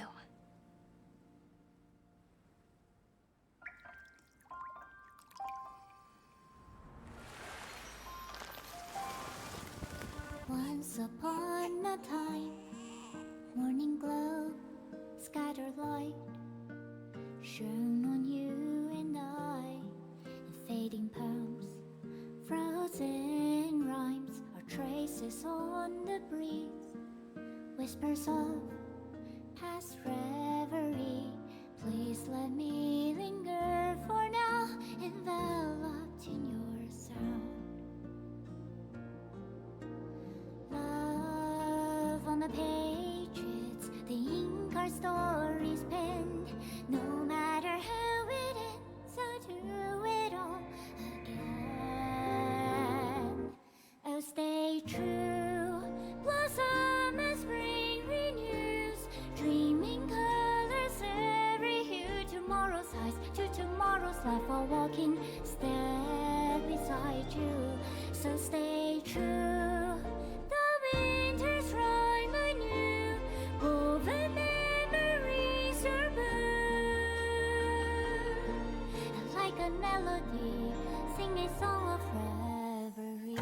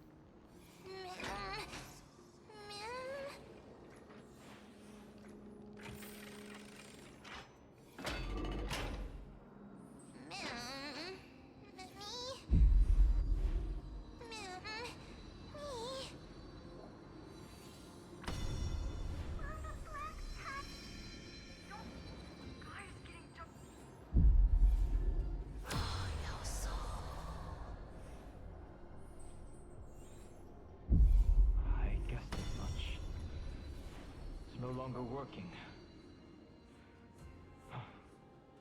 Looks like it's just the two of us out here now. Memmy, Mem. No soul. Memmy.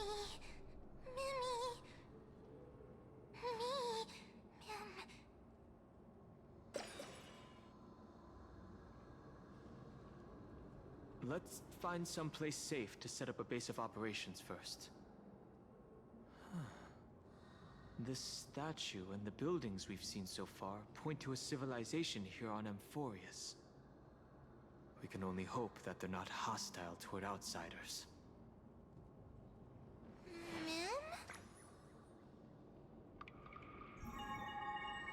I've reunited with you so many times, and every time feels like the first time we met. Each time, love breaks through the stubborn cycles and takes flight toward a pink tomorrow.